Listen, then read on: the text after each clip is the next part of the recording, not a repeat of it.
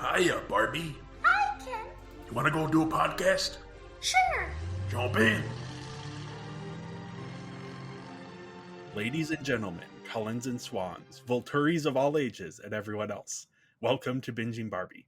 I'm your host, Jay, and with me I have a special guest. Sam, where the hell have you been, loco? Hey! Of course. I had it in my head. I was like, if Jay doesn't use "Where the hell you been, loco?" I'm gonna be upset. Oh no. Hello. It's so good to be back. Yeah. I'm so excited to talk about this movie. It is.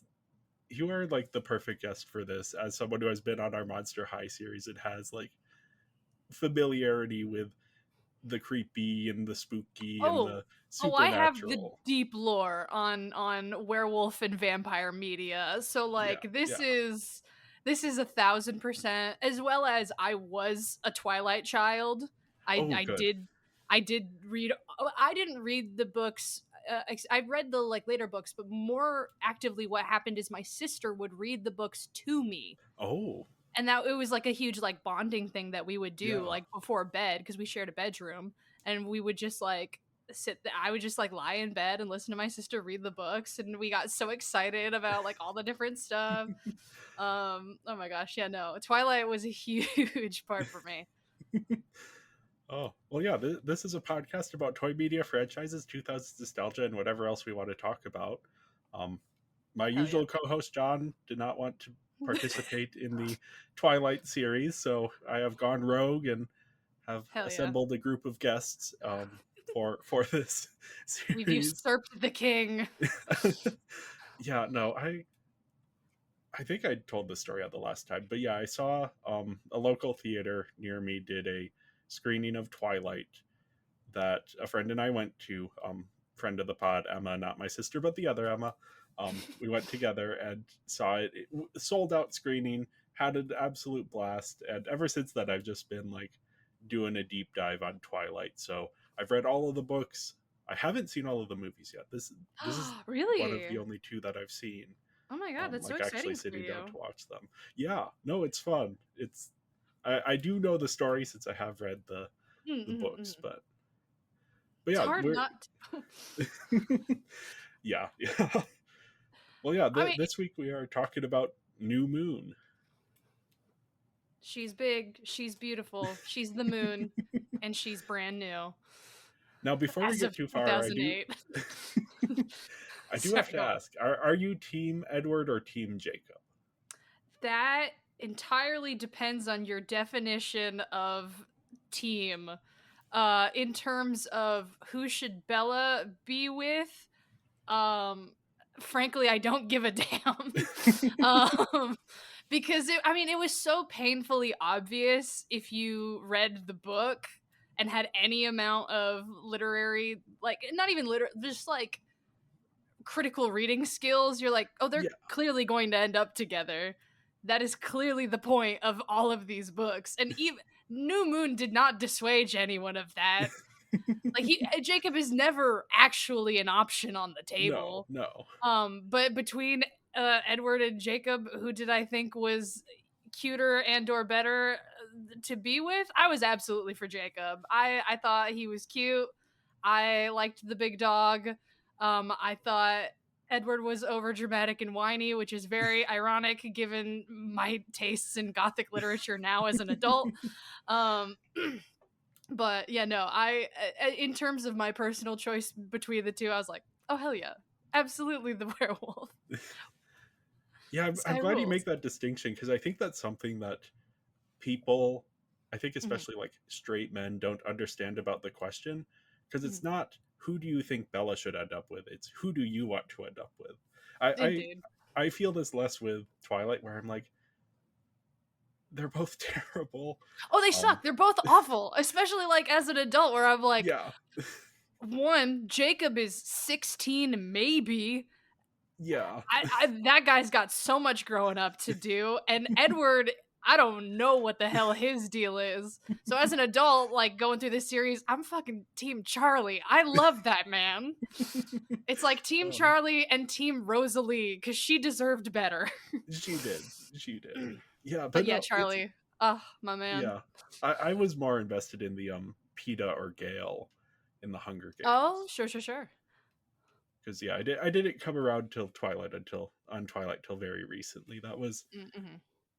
you know when Twilight was coming out, I was very much one of those like Harry Potter, not Twilight people. Which Mm-hmm.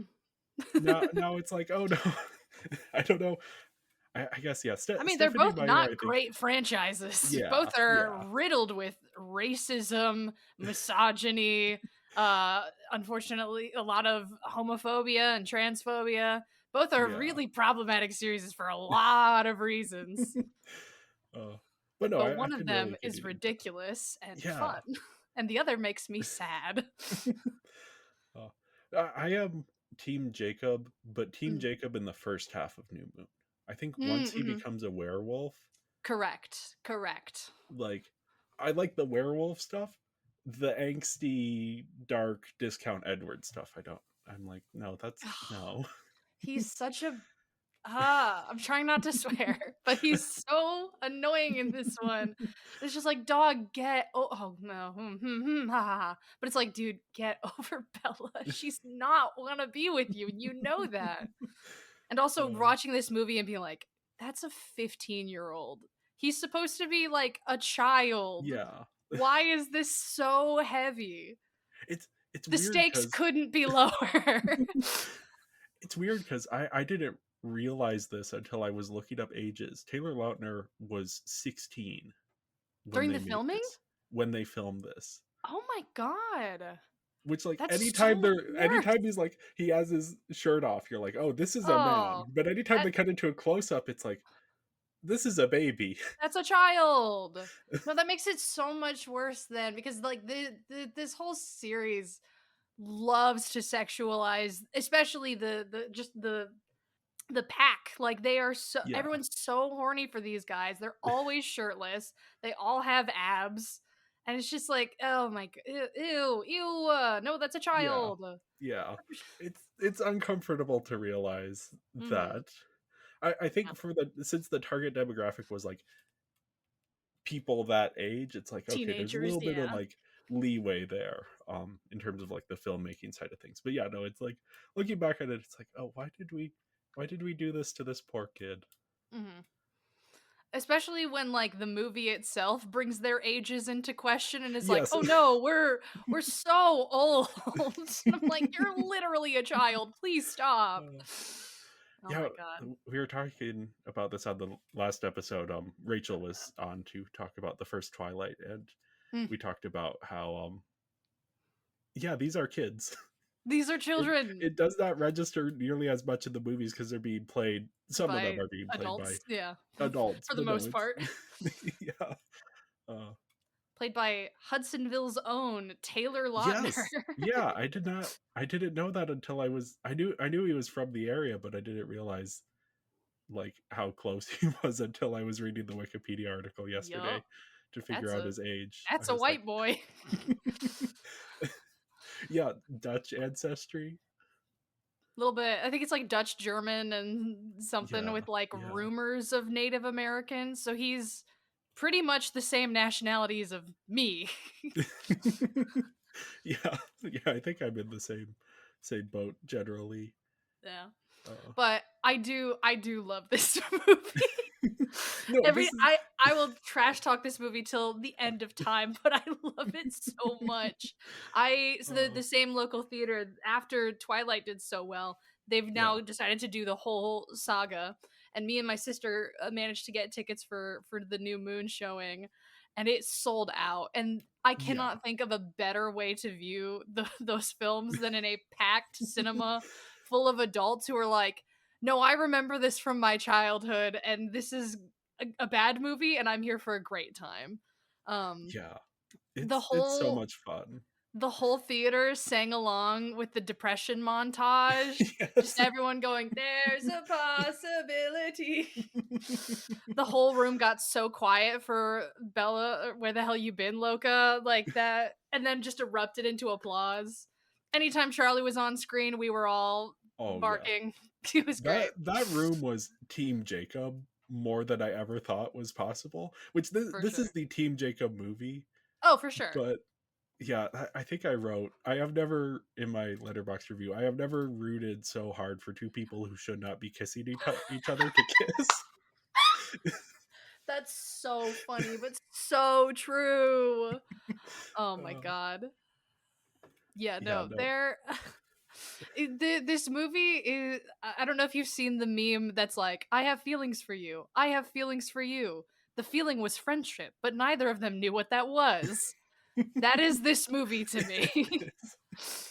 uh, well, yeah, to quickly get the context out of the way, this was released November 2009, a year after the first Twilight, which is there's some drama there. This was directed by Chris Weitz, who was not the director of the first film. Um, he is, however, he was an uncredited director on American Pie, the first Mm, American Pie. I think he also has acted in it, and okay. then also directed About a Boy and The Golden Compass, which is the movie that got him this job. Um, Nice. and Wasn't a then good movie, but it got, that was a big deal at the time. yeah, it's they cut the ending. From The Golden They Compass? filmed they filmed the ending of the book, and then the studio thought it was too dark, so they cut it. Oh my god. You Are you can't familiar with do how the that to book The Golden ends? Compass. Yes. Yeah. Ezreal kills a child. Yeah, no, it's like the studio was like, "Oh, let's cut it off where this Daniel is still a Craig can't somewhat kill a happy ending." child. No. Yeah, so Anyways, yeah, it's I love interesting. The Golden Compass. I was which my parents did not like for me as pastors that they are. I have not, my familiarity with the series is I've only seen the movie, so, and then Okay, I've well seen then some episodes of the TV show. I was gonna say his Dark Materials is actually really good in terms Yeah. of adaptation. I would, if you want to know the vibe of the books without losing several months of your life to them because they're so thick. The TV show is very very good. Yeah, yeah. I need to get into that a bit more. But yeah, anyway, Chris Weitz, um, Mhm. he was brought in because Catherine Hardwicke did not want to make the film on such a short turnaround. There may have been other drama. I've heard s- people talk about there being other drama, but I haven't found Ooh, any actually concrete evidence of that. I gotcha. think it was just she didn't want to have to make a movie in less than a year. And actually, Chris Weitz was That's invited to come back understandable. for Eclipse and was like, "No, I don't want to do this all again in a year." I mean, these So were such huge movies. yeah, Like the pressure was on because yeah, like this Twilight was one of those things where like the adaptations were coming out at a good time for the material because the books were yeah. still coming out. I think Breaking Dawn had come out it came out in August of Oh, okay. 2008, I think. And So so yeah, right, yeah, so right yeah. before. So like the books were still very fresh in people's minds. They were still very popular as opposed to some other franchises where it's like you're still making these Divergent. movies? Really? Actually, Maze Oh, Runner is yeah. probably the worst of Maze those. Runner, yeah, I am number 4. Like it's like why would you there this has fallen off. Uh, But like Twilight was like it kept cooking for a long yeah, time. And so the pressure was on. They were incredibly popular. They were selling very very well. So yeah, no, yeah. I understand, especially yeah, less than a year to put out a huge blockbuster. Yeah, Yikes. that's yeah. And I do think even though I think it is kind of bad that they didn't bring back Catherine Hardwicke, if that was the choice that it was like either we get it out next year or we bring her back, they did probably make the better choice because if there were 2 years between each Twilight movie, the Then excitement it would would have have died fallen down off. before. Yeah, yeah. Absolutely. Um, yeah, it is unfortunate though, and this was I actually Chris Weitz is friends with the hosts of a podcast that I love called Blank Check with Griffin and David, and he Mm, actually joined them a couple years ago to do a commentary on New Moon on their Patreon. nice. So I got to hear his sort of reflections back on his process with New Moon, and I thought it was really fascinating. He came in and his I think the way you described it is he knew that the fans wanted a burger. Like Mhm. they don't want a super elevated fancy meal. They want a burger. So I'm going to Yeah. deliver to them the best Wagyu beef burger that I possibly can. Nice. That's a good way to view it. Yeah. And I think that is how I would describe the movie Oh, in some for ways. sure. Is this is a movie that knows what it is and knows what the fans want and knows how to give the fans what they want. Oh yeah. The biggest millstone around the neck of this work is the material. Yes. Everything else, like the actors are doing their best with everything they're given. The costumes are great, the cinematography is great, the CGI is great. The biggest issue is this script sucks. Because Honestly, though, even the unfortunately, script is like yeah, it's the script faithful is, to the book. and unfortunately, Yeah. Yeah, this is written by Melissa Rosenberg, who of course did all of these Twilight um, movies, and I believe it was her brilliant idea to be like, because originally MTV was going to make an adaptation, and they were trying to find a way to make it appeal to a wider audience. And mm. then I believe Melissa Rosenberg was the person who had the brilliant idea of, why are we trying to do that and not just directly adapting the books as they are? And it She's worked got a out. point. Yeah. Yeah. Then we have cinematography by Javier Aguirre Sarob. I don't know. He's a Spanish cinematographer. Worked on Marvelous. The Others. Are you familiar with that one? The Nicole Kidman No, gothic. I've heard of it and I've heard good things about it. I just Okay. haven't seen it myself. I'm Don't sorry. look up anything about it until you watch it. Just watch it. Okay. Yeah, it is. I mean, you can look up a trailer or something, but there's a twist in it that is like so good. Ooh. Okay. So you don't have it spoiled. I had it spoiled for me. It was a little bit disappointed. Damn.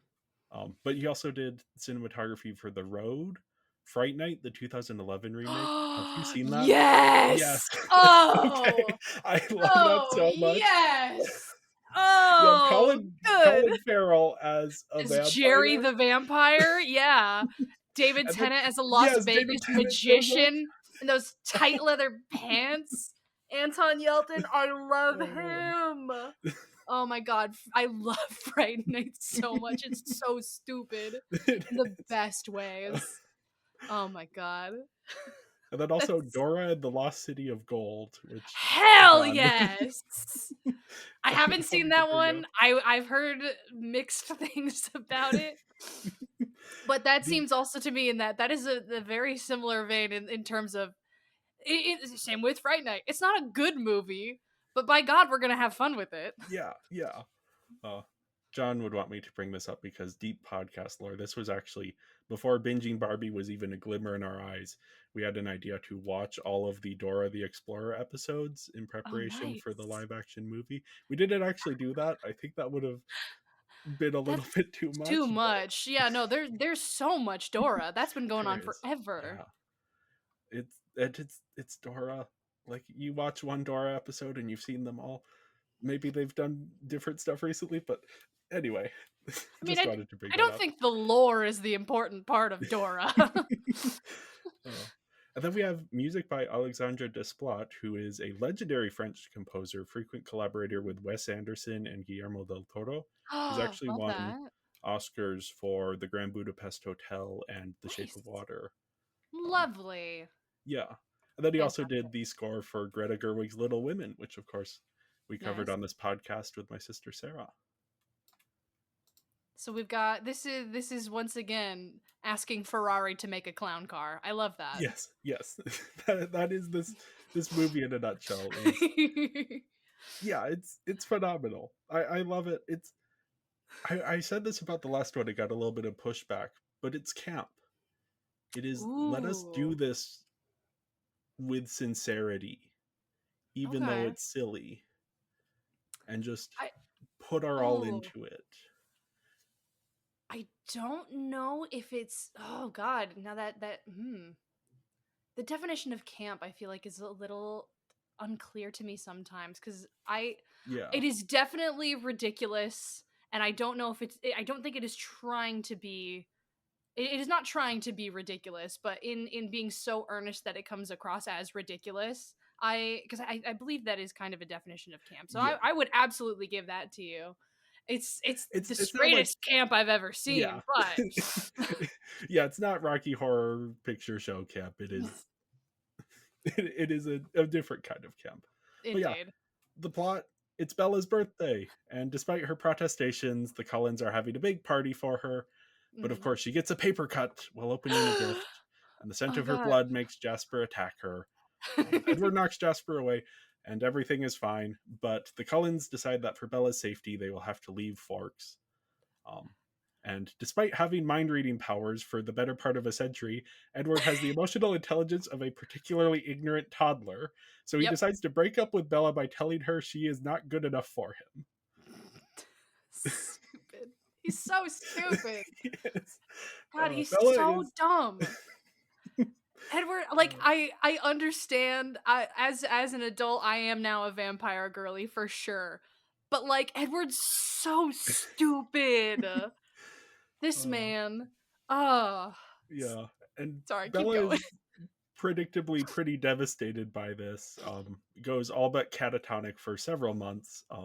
Only breaks out of it when, on a trip to Port Angeles, she hallucinates Edward, warning her not to do anything risky. Hmm. So desperate to see that vision of Edward again, Bella begins to look for more and more dangerous things to do. So she buys a couple of busted motorcycles and asks Jacob Black to fix them for her. Um, Jacob and Bella start hanging out more and develop a friendship that's maybe more than a friendship, but it's kind of clear that they both want different things. Anyway, on a trip to see the movie Face Punch, Face Face punch. Punch, Number one face punch fan right here. it's such a good. Stupid.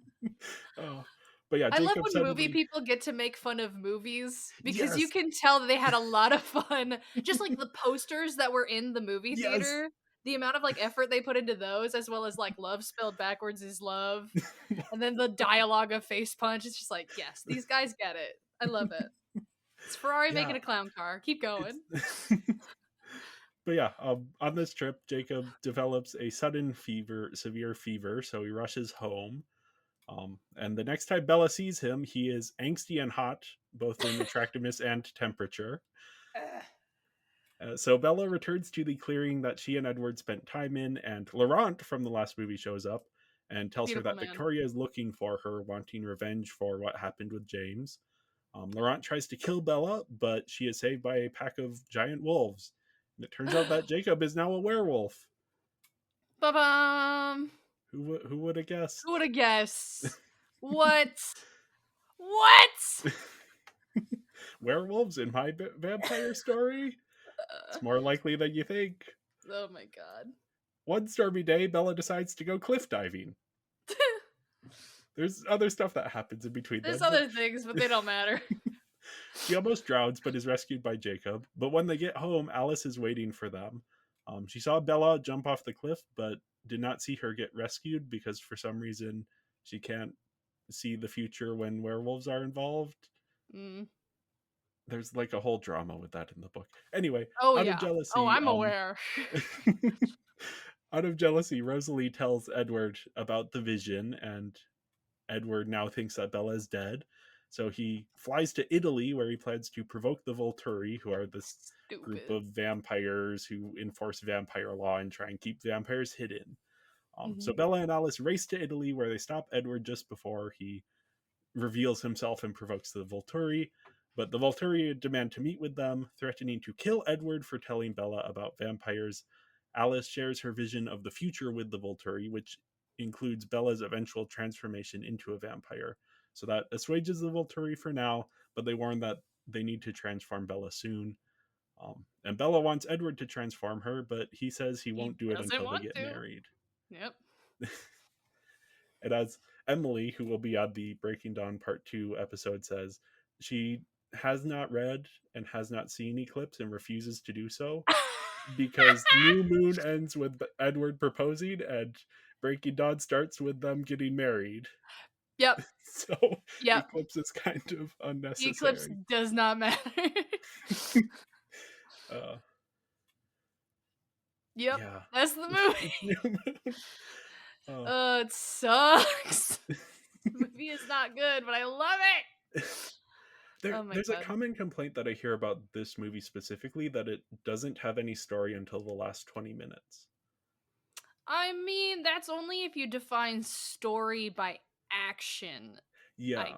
because I mean, obviously the story is kind of Bella dealing with heartbreak and trying to figure out, how to be a person in a new way of living.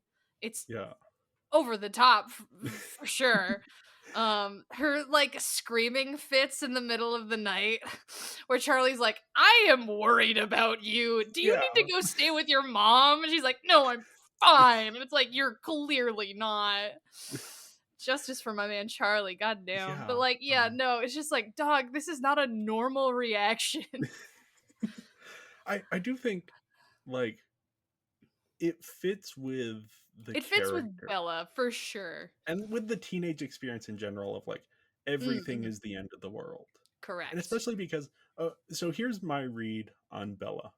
I think Bella's deepest desire is to be desired. Oh, for sure. I mean And that yeah, go on. Sorry. and so that's why like Edward's rejection of her, not just that he's breaking up with her, but that he says you're not good for me. Mhm. Like Bella has in the however long they've been dating for come to rely on the like, oh, Edward desires me, therefore I have value as a person. Mhm. So when Edward takes that away, that takes away her entire sense of self. She's now Mhm. back to where she was at the beginning of Twilight, except it's worse because now she's tasted what it's like to like feel you have value as a person.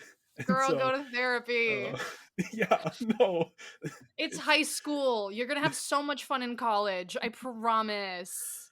uh and that's though why she like starts hanging out with Jacob because Jacob also Mhm. desires her and she Mhm. like craves that. But then that's also why she can't end up with Jacob because Jacob desires her in like a human I have a crush on you way, not in a I'm a vampire and literally want to drink your blood for breakfast way. Mhm. I love you so much I want to destroy you, but I am Yeah. restraining myself. Which yeah, a lot of people, and I think very rightly so, were very much talking about the how Edward is a very like kind of toxic person and how Oh their yeah. relationship is incredibly unhealthy. And overall, I agree with that, especially from the point of view of this is a high school romance, because I think the big fear was that people are like, oh, this is set in high school. Now this is what like kids are going to think. This is what they're going to expect from their romantic relations, and not reading it as a vampire story wherein like forbidden desire is the whole point. Yeah. Yeah. It's reading a gothic reading a gothic story and going, oh, this is what life is like, right? And it's like, no, it's not. This has history, this Yeah. has depth to it, this is not literal, this is an amalgamation of feeling and intensity, not at all a way to live life. But I think because it was set in like a modern setting, in a very tangible space like high school in Washington, there was a Yeah. lot of like, oh god, the kids. Which I do think there is a certain validity to the like, oh god, the kids' reaction, because I Oh do think sure. people did walk away from this with thinking that, oh, Edward and Bella, they're so good for each other. And it's like, no, they aren't. They're not, they're They're so not. not. But it is also like part of the reason this series is sort of a I paired it up with our Transformers series that we finished last year. And part of the reason I did that is because Twilight had this like overwhelming negative reaction of like it's gonna Mm-hmm. mess up the kids. They're gonna have the wrong expectations. The Transformers movies are like U.S. military propaganda through and Oh, through, for sure, and hugely. I never saw that kind of outrage about those. And those also have like That's because we unrealistic. love the troops here. Big fans of the troops. God bless Well, America. I don't know if it's even that so much as it is just like the expectations of like this one is made for teen boys, this one is made for teen girls, the one for teen Mm-mm, girls, oh that's dangerous and also bad, the one for teen boys, mm-mm. boys will be boys, they'll be fine. Indeed. Oh yeah, there was definitely a huge portion of like the Twilight criticism that was just straight up misogyny, Yeah. especially in the vein of like, oh, this is the thing that teenage girls like, therefore bad and stupid. And that is obviously not a valid criticism of Twilight. There are many valid criticisms of Yes, yes. Twilight. It is incredibly racist and misogynistic and homophobic at all sorts of points. Despite the fact that it has somehow come back around to be very queer in camp. Um, which I love. Yeah. But yeah, yeah, Twilight. Twilight is very ridiculous. And I think the way that, especially New Moon, the way that it opens with like Bella and Edward in their like Romeo and Juliet class Yeah. discussion, the way they keep framing up Romeo and Juliet, it's like, hey, both of these guys are gonna die later. It's like, yeah, no, I get it. In the vampire story, no, I get it. But I feel like, that's also, kind of in the way that people have like misunderstood Romeo and Juliet over the years. They're Yeah. like, oh, it's a love story. It's like, it's not a love story. They are dumb. They're not supposed to be doing this. They are children making bad choices. And that is the point. But, you know, Yeah. listen. There's a romanticism to that, like, Mhm. as well, that brings people in. I don't know. It's interesting. Have you watched the ContraPoints video on Twilight? Oh, yes, hugely. Which is Yeah. part of why because I mean, I am also a studier of Gothic literature. Yeah. Everything that ContraPoints talks about 1,000% makes sense, which is why I am less. Everyone's always like, "Oh God, Edward, he's like 100 and whatever, and Bella's like a child," and I'm like, "Well, yeah, that's vampire romance Yeah. stories. That's Yeah. just how they are. The want to be wanted is absolutely like the way like vampire stories give you permission to have desires, especially in the context of Twilight, which is this like Mormon fantasy. Yeah. Like 1,000% that makes sense. So I'm more in the I don't like Edward crowd because I don't think he's an interesting vampire. Yeah. I'm just so fascinated by it, although especially like, Mm, yeah, Stephanie Meyer is writing this. mhm. This is like unbridled desire and thoughts and feelings and about herself and about the world. Maybe Mhm. I'm reading too much into it, but it does feel like it has this like deep revealing of things, and then that like connected with so many people. Like Oh the yeah. desire to be desired is an incredibly common thing, especially for teenagers and the people who are reading it. So yeah, this like resonates in that way, Oh yeah. but then it also, there are like these problematic elements and stuff going on. I don't know. I find it fascinating as an adult looking into it and being like, I understand that this is a fantasy and that this is not what real relationships should look like. Mhm. So I just find it fascinating to read about and think about. Oh, absolutely. And Twilight was not the only one doing this. Like there was a Oh yeah, yeah, huge surge of, especially in like late 90s, early 2000s, of this particular kind of, I guess you would call it a romance novel, although that has connotations explicitly of sexual stuff. But yeah, like, you had the Anne Rice Vampire Chronicles that were coming out, which were dealing with like a lot of that kind of stuff going through, and that also hugely caused a shift in vampire literature. um Blood and Chocolate, my favorite yes. Very Bad Werewolf movie, was originally a book that came out in 1997. Oh Indeed, which is also a high school story. It has nothing. The movie has nothing to do with the book, but it's a high school story about a young girl who is a werewolf, essentially, for all intents and purposes, and like she's struggling with like her human relationships and all that jazz. So like this was very much like the course du jour. It's interesting to me that Twilight is the one that won. And I don't yeah. know exactly what it is about Twilight that was so delicious to the market. I don't know if it was just how marketable it was as an entity, or if it's because it's not particularly I well I written. think Like, I think but it's it's just. Bella.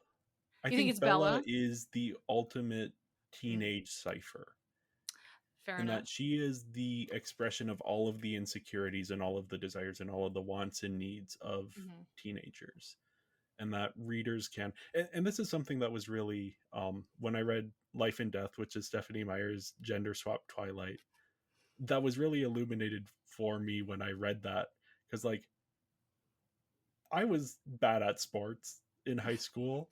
I was like insecure. I read a lot of books. Like these are things that are kind of like not universal to the teenage experience, but universal to a lot of the teenage experience. Hmm. Um, And I think putting that character in the center and then having it be this like fantasy of this romance of, this guy, this handsome guy Mhm. who is also like, because he's 109 years old, it means he's like an old-fashioned gentleman, but he's Indeed. also dangerous. He has this like dark side. It's just like, then you get to be part of this big adventure of like, there's Mm. vampires after you and that you have to be protected, and now you have a werewolf who's, And I think the protection thing especially is a huge point with it. Again, yeah, because Stephanie Meyer is this huge Mormon, and she like so much of like Bella's desires, like as the story like goes through, like she becomes a mother, a happily married woman with her child in their nice yeah, white neighborhood in this, they have a rich fancy house and all the cars they could ever want. Like it is this like absolute fantasy of like white capitalistic victory in a way yeah, that like absolutely comes through, which is so funny, the fact that she decided to use vampires, a very queer creature, from like conception to do her, like spooky yeah, trad wife fantasy yeah. essentially. The way I put it, because I saw, for some reason I came across a list of like, what do people think different fictional characters' political beliefs are. And they said that Bella was extremely liberal. And I was like, Bella is not liberal. She doesn't like have any strong political convictions, except that I'm pretty sure at this point she would be anti-vax. Like Mm-hmm. that's my one thing of like, she would have like gotten real into that anti-vax For movement. sure. Oh yeah, she's on like Facebook groups. Like as a mother, Yeah. I just think the government. It's like, oh god, unfriending Bella after high school. Yeah. No, it's like, yeah, it's this fantasy of like, you get to have your exciting vampire boyfriend, but then also like, yeah, at its heart, it is a very traditional, like you still end up with your traditional family Married at structure 18, right after high school. with a No kid on the desires of way. your own with a kid on the way. Exactly. Yep, yep, yep, yep. Uh, It's just, oh my god. but But then New but then it Moon. is like, then she also gets to So be, yeah, good. that's breaking down part two. We have new vampire lore here in Yes. New Moon, the Volturi. They Every movie is better with Michael Sheen in it. it is, honestly, having him be a vampire. Is this the first time he played a vampire? Ooh, it might Because he was be. in He was Underworld, in but he he was in played a Underworld. werewolf, He was part of which the is Lycans. Yep, why. yep, yep. Who's the casting director there? I have notes. I mean, here's the thing. Michael Sheen is a phenomenal actor, and his like Oh yeah. grasp of the craft, like I love Arrow as a character, and Michael Sheen is a big part of that. And also watching the Underworld series, I'm like, no, yeah, he is doing both of these perfectly. No Oh yeah. notes. Yeah. Michael Sheen can do no wrong. I'm but yeah, no, but like he's just, I love that somebody, he's just that versatile, that somebody could look at his performance in Underworld and go, no, I think you can do the opposite and do it so good. And uh, he did. He yeah. works phenomenally. Oh, I love it. I love him so much. Arrow's He such a is. freak. Yeah. uh, yeah. The whole Volturi feels very more in the like Anne Rice conception of vampires, Big where time. you have these like Big time. aristocratic European. They like art. They sit around sipping blood from glass Goblets in like their Marvel goblets, and sanctuary. Yeah, yeah, yeah. Big time. which is such a fun aesthetic to introduce into this. I believe what I asked you, which episode you wanted to be on for the series, you said you wanted to be on the one with Italy and all the red robes. Oh, yeah. I couldn't remember which one that was, apparently. My bad. But Oh no, no, that was, I yeah, mean, as a vampire enthusiast, that is my like favorite aesthetic. Like I love, I don't know, something about it is just very very fun to me. yeah, Which makes the fact that like the film that is the most that unfortunate because the film that is the most that is Francis Ford Coppola's Bram Stoker's Dracula, which is a bad Mm. movie and I hate it. But like I I need to love rewatch it, but yeah, I did not like it when I saw it the first time. it's so bad. I'm Phenomenal designs of phenomenal everything, designs. Oh, but the aesthetics are lovely, except for the werewolf sex. That scene didn't need to be there, and frankly, I'm upset that it was there. That I'm currently working on the next Frankenfiles episode, which is about Mary Shelley's Frankenstein, which is the sort of sister to um, Bram Stoker's Dracula, yeah, and just digging into those films and the way that they were made. I'm just like, you had such a good vision that you forgot what the story was. And here the story doesn't really matter because the vision is the point. And yeah. I like the vision is let Michael Sheen be an absolute freak and say whatever, and I'm gonna love every second of it. uh, yeah, this whole, I don't know, they just nailed this conception mm, of like the vampiric mm, council, to ruling reference from the what we do in the shadows. shadows. Indeed. Oh um, yeah, which is like a send up of stuff like yeah, this. no, Of yeah. yeah. When I was watching Interview with the Vampire, I was like, oh, this reminds me a lot of what we do in the shadows. I remember all of these plot points. Well, John, there's a reason for that. Yeah, but no, it's so much fun to have like these different concepts of vampires, and I like the Breaking Dawn book gets into that as well. You're getting all of the vampires from around the world. um I'm not like super in love with the vampire lore in general. I think it's just Oh like, no, it's pretty bad. but it's fun to see all of these like aesthetics coming in.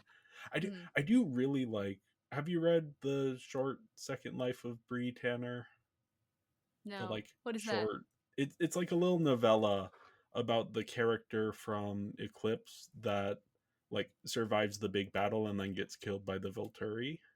Oh, She has like a whole oh story. yeah, she's the vampire who like turns them in, right?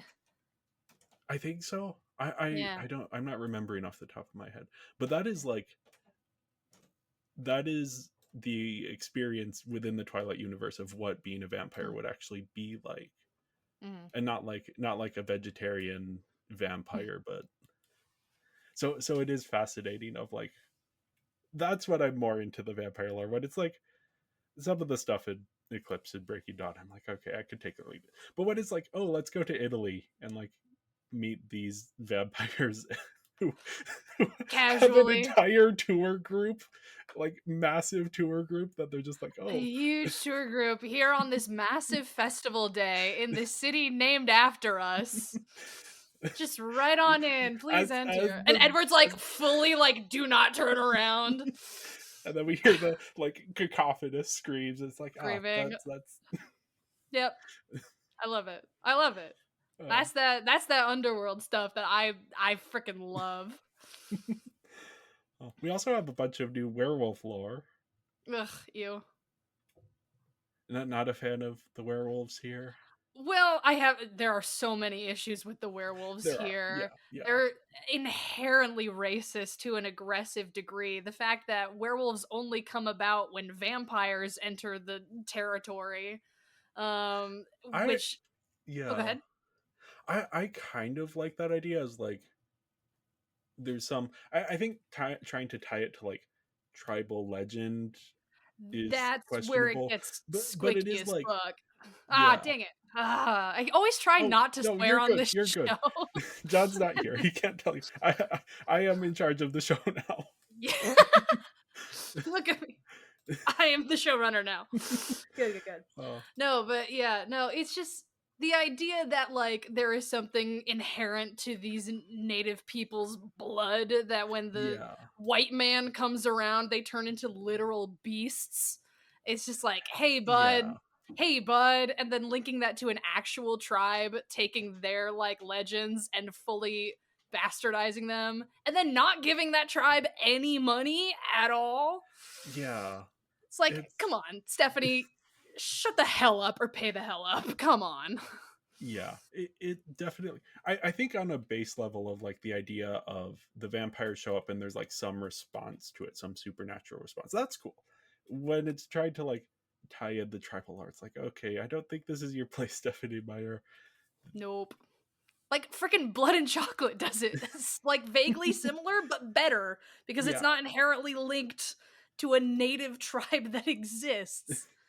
And then uh, like, yeah, it's just yeah, the and the whole stuff with Sam's fiance. I'm forgetting her name. Emily, I think it is. Emily. Yeah, yeah, Yeah, yeah, yeah. Or is like Sam got so angry and now his wife is disfigured. It's like that's bad. Do you see why this is a bad portrayal of a people yeah. group who are already you're showing that they're disenfranchised because you're showing us where they live and how they don't have resources.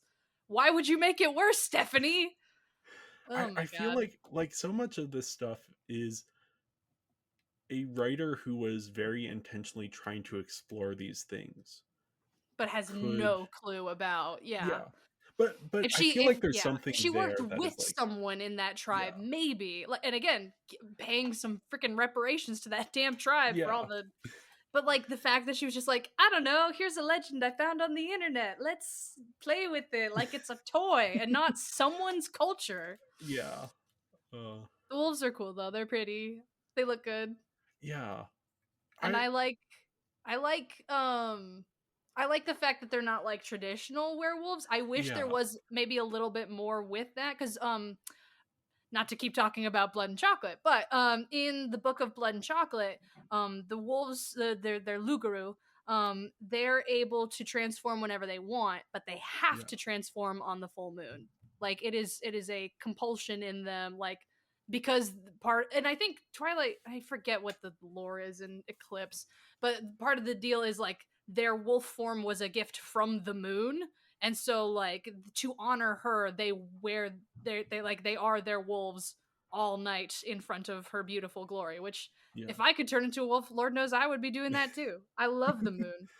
um but yeah, the idea of like the way that Jacob describes the wolf pack as like a cult, and the way yeah, that like joining the pack means you immediately lose your individuality and you are now just a part of a conglomerate, especially up against the white individualism of the vampires, that they've all got their special powers and their special things that they can do, but the natives are just a faceless conglomerate of literal yeah. dogs. It's like, hey bud, hey bud. Maybe it's just because I read TJ Klune's Wolf Song before getting into anything Twilight, but that is stuff that Oh, like, okay, yeah, yeah. No, have you read I've that started. one? I'm halfway through it. Oh, I'm working on it.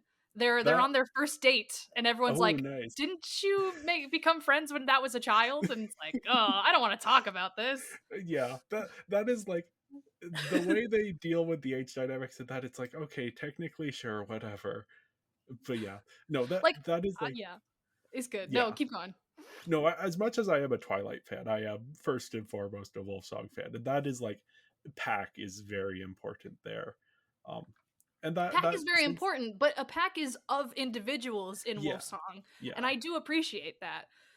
But here it's like you do what the alpha says and nothing else. Like they're all mind melded yeah. together all the time, which I'm like, that's also kind of stupid. Which at least in Uh, the books, there's then like stuff but yeah, there's some weird stuff with them all being mind melded together, and then, oh no, there's a woman who joins the oh pack, and oh, God, now all of the boys have to listen to the thoughts of a woman. justice for oh God, now I'm forgetting her name. Leah, is I her name don't. Leah? Yeah, I think it's Leah. Justice for Leah. She is so maligned in I think Yeah, it's like Breaking Dawn or Eclipse where she starts showing up. Everyone is such a dick to her for no reason, and it makes me yeah, so angry. And the way that, like, in this moon, Bella has a depression montage when she gets her heart broken. Leah is trapped in a pack with her ex, and yeah, they're mind melded together all the time. And everyone's like, just get over it. Just shut up. Stop being such a little bitch about it. It's like, are you kidding me? yeah. That's It's so not there fair. could be so much drama there, like exciting drama to dig into, but no, the books, it's Bella's story, so Bella's the only character. Bella and Edward She's and Jacob, and everyone else is kind of superfluous to that. dislike. Thumbs down. Well, yeah, we should maybe move into Should we characters do since the we're kind of. podcast? Yeah. Oh no, I love talking about, because Twilight. I don't know how to talk about Twilight because I have been living in Twilight for so long and thinking about this It's podcast for so long. So it's like it, sitting I down and think talking about it so yeah. much comes up. Well, and I think Twilight, like the part of like, because a lot of people talk about like why Harry Potter was such a huge phenomenon, and part of it I think is because so much is left unsaid that it leaves a lot of like sandbox room to play in. And I feel Yeah. like Twilight is maybe a little less so, just in terms of like they do like flesh out some various lore things here and there, but not necessarily all of it. And so it does kind of give you some of that sandbox space to play around in. And It's I mean, not the whole well. point is to like imagine yourself in Bella's shoes. Absolutely. I'm like, oh, because the whole Team Edward, Team Jacob thing was like, who do you choose? Yeah. Who do you want? You're a part Yeah, of it's not this who too. does Bella want, it's who do you want? No one cares what Bella wants. No. Uh, that was there's did you see when Taylor Lautner hosted Was on SNL? SNL. Yes. Yes. I Uh was just watching the skit where he plays a Team the Edward Team Edward person. stand. Yeah. Oh my god, it's so funny. Uh, And they're like, but I yeah, do no, they think Bella is bonded. the whiny little do nothing who doesn't deserve either of them. No. Oh, there you Oh, are. yeah. Yeah, no, but yeah, they connect over like Bella being Nobody likes Bella. hatred for Bella is the Bella. weakest link of Twilight. And yet.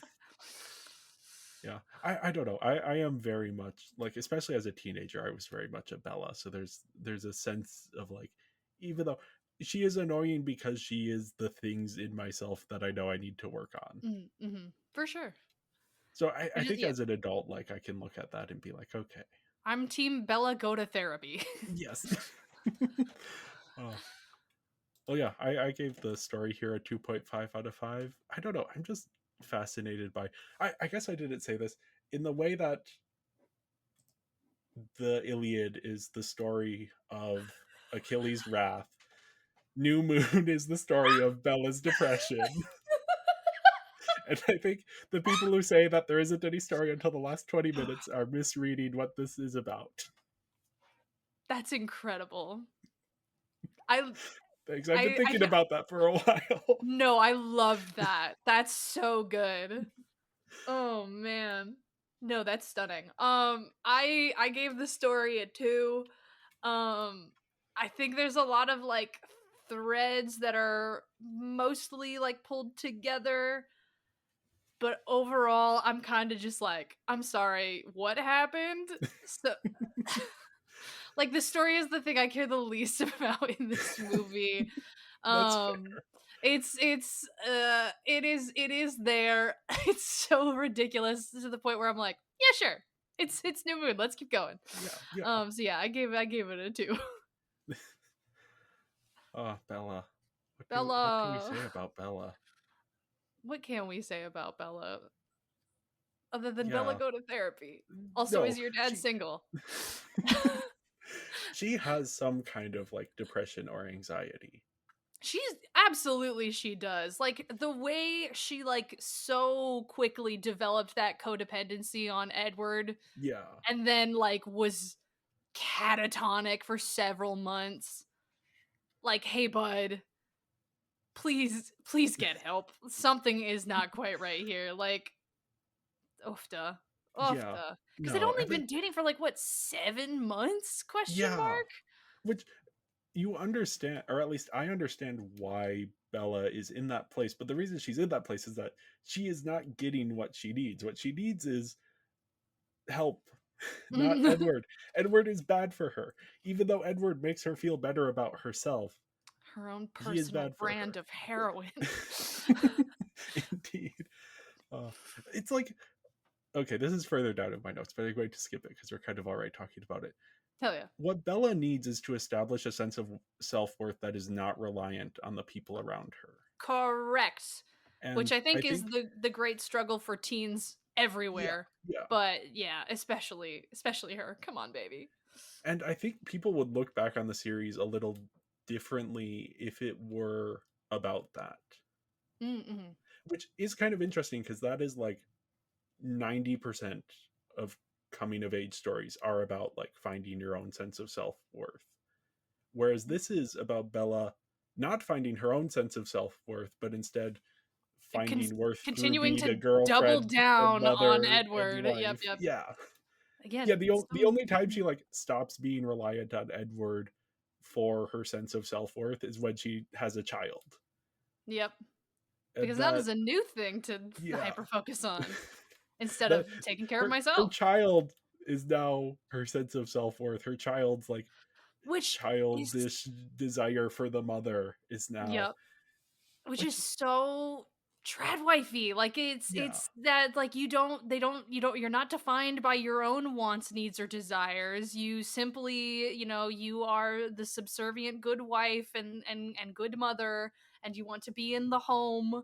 And but this one's got superpowers, and that's Yeah. why she's actually a feminist. Hashtag. And No, it's like it's no. weird because yeah, you have that like on the one hand you have the like the resolution of because I think a lot of people talk about Twilight as like, oh, it's the vampire, he's powerful, she's powerless. There's like a fantasy there, but no, the ultimate fantasy of Twilight is Bella becomes a vampire. Mhm. Like that is she becomes more powerful than Edward, but then also you still have the traditional family structure in there to like, Yeah. yeah, Well, and I think of like how when at the end of the movie she's like, "Don't make me choose because it's always going to be him." It's like, "Yeah, girl, you never chose. yeah, This was not a choice. Like this was always going to, you went straight for him and you didn't think a second about it. Like this um, is not you making a choice here. You don't I mean, I guess I don't know. Bella's agency I feel like is so caught up in that like in that like trad wife fantasy. It's like, well, I have to be with this guy. Why wouldn't I? I'm yeah. going to put everything into him. It's like Well, that's yeah, not because a that's way like to her live. entire sense of worth is Edward, and a little bit Jacob, but then eventually she gets over that Yeah, and then right. has a kid. I just uh, want like I want Edward to have stood his ground and be like 5 years, go to college, make yeah, friends who are not vampires. but I Just think like I don't know. Edward also is like he's caught in his own cycle of Oh, for sure. dependency on Bella Mm-hmm. and how like he's what connects her back, what she is what connects him back to humanity. Mm-hmm. And so it's like this like codependent relationship that's slightly different than the codependent relationship between her and Jacob, which is its own can of worms that I find so fascinating. Uh, Indeed. Oh then my we also god. have like this. I find it interesting what fantasies from the Twilight books get adapted into the movies and what get kind of left behind. Because there's a Mm. whole economic fantasy to Twilight of Bella is a working class person who Mm. is actually like has a job that she needs in order to support herself and then like has to do a lot of the housework for her dad. Um, and then like She oh has this a guy job. comes along What's and her he's like job? rich. She works at like a grocery store with Mike's dad. Oh, okay. it's I don't it's like remember this part. yeah, the movies don't even like allude to it, I at was least up sitting to there this going, point. "Where the hell did you get money to buy two motorcycles?" No, yeah, she like liquidates her college fund to buy the motorcycles. Bella. But it's like that's the economic fantasy of like Bella Mm, is not rich. mhm, Edward is so ridiculously rich. And so it's yeah, the Dan Olson of Folding Ideas has a great video on or several videos on the 50 Shades of Grey series, which obviously mm, pretty mhm. tied to Twilight. And those are Oh all yeah. about the economic fantasy and the whole thing is like here in this case it's Bella. She has to refuse all of these gifts because she's like, "Oh no, I'm this is too much. I don't want to be selfish." But really she actually kind of wants those things. Oh, of She course she wants she does. wants the new car, she wants the gift. She wants people to make a big deal out of her birthday. Mm. Even though Which, yeah, I feel like is so very Protestant and in that sort of Mormon vein of like, oh, no one make a fuss over me. Like I feel like yeah. I've talked to so many moms who are in this way, not necessarily mine, but not mine, where it's like, oh no, I'm gonna just take care of everything and everything will be fine. I don't need any charity. I don't need any help. I'm gonna take care of this. So don't make a big deal about me. Don't make a fuss about me. But it's like, yeah, but obviously you don't want to just be dirt. Like, come Yeah. on, let it like And, but you can't express that desire, yeah. or that's selfish, and that's a sin, and Yeah. Jesus will judge you. It's also just very like teenagery and that like, look at me, Mm, don't look at me, pay attention to me. No, no one pay attention to me. So it's like, mhm. yeah, it's again these like Bella, BPD queen. no, she is uh a psychologist would have a field day with Bella. Oh, for I feel like sure. there has to be a video, like a YouTube video of psychologist analyzes the Twilight series because this is Oh, so rich in terms of like, oh god, there. I don't know if they've done the Twilight movies, but there is a YouTube channel that's called like Cinema Therapy or something like yeah, that. yeah. And I know they do a lot of different like rom-com movies. I don't know if they've done the Twilight movies though. I feel like they should because this is They such a should. rich This is text in terms of like deeply. expressing desires that aren't usually expressed in fiction, or when they are, they're like chastised. Hmm. Like Bella's desire or like fear of aging, like at the start of the movie we have this sequence which is phenomenally like constructed of she's in this meadow and she's there and her grandmother is off in the distance and Edward's there. She like walks closer and her grandmother walks closer and Edward walks closer. She's like, hey grandma, then turns to Edward and is like, oh no, it's actually a mirror. Bella is seeing herself in like 70 years with Because Edward who she's is still, old. yeah. And it's like this fear of like losing her beauty and not being quote unquote worthy of Edward. Hmm. And then it gets like tied into like the Sam and Emily thing, where it's like Emily is this vision of like who Bella might become if she stays with these monsters. They are kind of monstrous No, they're people. monsters. Yeah. Yeah, I mean, Bella literally says, "You're not the first monsters I've met" when she's yeah. at Emily's house, which is like, "Hey, bud." But then like all of this is presented uncritically. Mhm. Like Bella's fear of aging is just like, oh yeah, of course she would be afraid of aging. Like, why wouldn't she be? It is a thing that is proper to be afraid of, and everyone Boo. should. Not everyone should be afraid of aging, but like, yeah, most stories about aging and the fear of aging are about how actually no, you shouldn't be afraid of aging. Twilight is like, no, you should be afraid of aging, and you should get your vampire boyfriend to turn you Boyfriend to as soon bite as you possible. right away, and it's like, no. Are Because you kidding he's me? 17 and you're now 18. You're a full year older than he was when he was Oh my turned. god, the whole like cougar conversation she has with Jacob is just like mind numbing. I'm just like, I can't, please, God. Like, I get it, but also, Uh, woof. But yeah, yeah. no. And Lord help me, I would not want to be stuck eternally at 18. Are you kidding me? No. Lord, Uh, I still feel like I have, like, I'm 27 now, and I'm like, I could do a couple more years yeah. before I'm frozen forever. I could do a couple more. It's this thing of like, once you get past a certain mental block, you can look good at any age. Absolutely. You may not But, be like the hip, young, attractive person at the high school, but you're not in high school anymore. You're in the retirement home. Why do you care about? right. Uh, It's yeah, which again I think is part of that. Yeah, that trad wife fear of, because you got to be beautiful yeah, for to keep your husband happy, and if you're not beautiful, he may stray, and it's like that. It's is icky. I don't like it. I see where it's yeah, coming from, and the root is poisoned and yes. nasty, and I don't like it. But what I find so fascinating is how like Twilight is engaging with this without questioning it. Hmm. Yep. Yeah, I don't know. I just recently watched The Substance, which Ooh, ooh. Okay. have you seen it? I did. I had to Oh, walk out of the theater. oh. It Did you got not it make got it to like the last I 20 have minutes? yeah, no. I saw Oh, I saw the second time she uses the where we meet the monstrous okay. Eliza Sarah or whatever her freaking name is. Yeah. And I was like, I can see where this is going, and I am not going to enjoy this. I have been on the edge this whole movie. I can only do like so much, Okay. but I didn't realize how Oh no, squishy of a movie that was it gonna is. be. Yeah. The It's thing is nasty. like after that point, I actually it like flipped in my head and like I started having fun with it. Like it gets Mhm. so over the top. Mhm. Do you care about spoilers? I already read what Oh, you happens because already I read. was like, I do want to know what Yeah, happens, because and there I is yeah, blood spraying all across the room and all like over the coating place. everyone's faces, and it is hilarious. But no, that is like Twilight is like, what if the substance, but the whole message was Demi Moore actually should feel She bad for was looking right, and old. she yeah,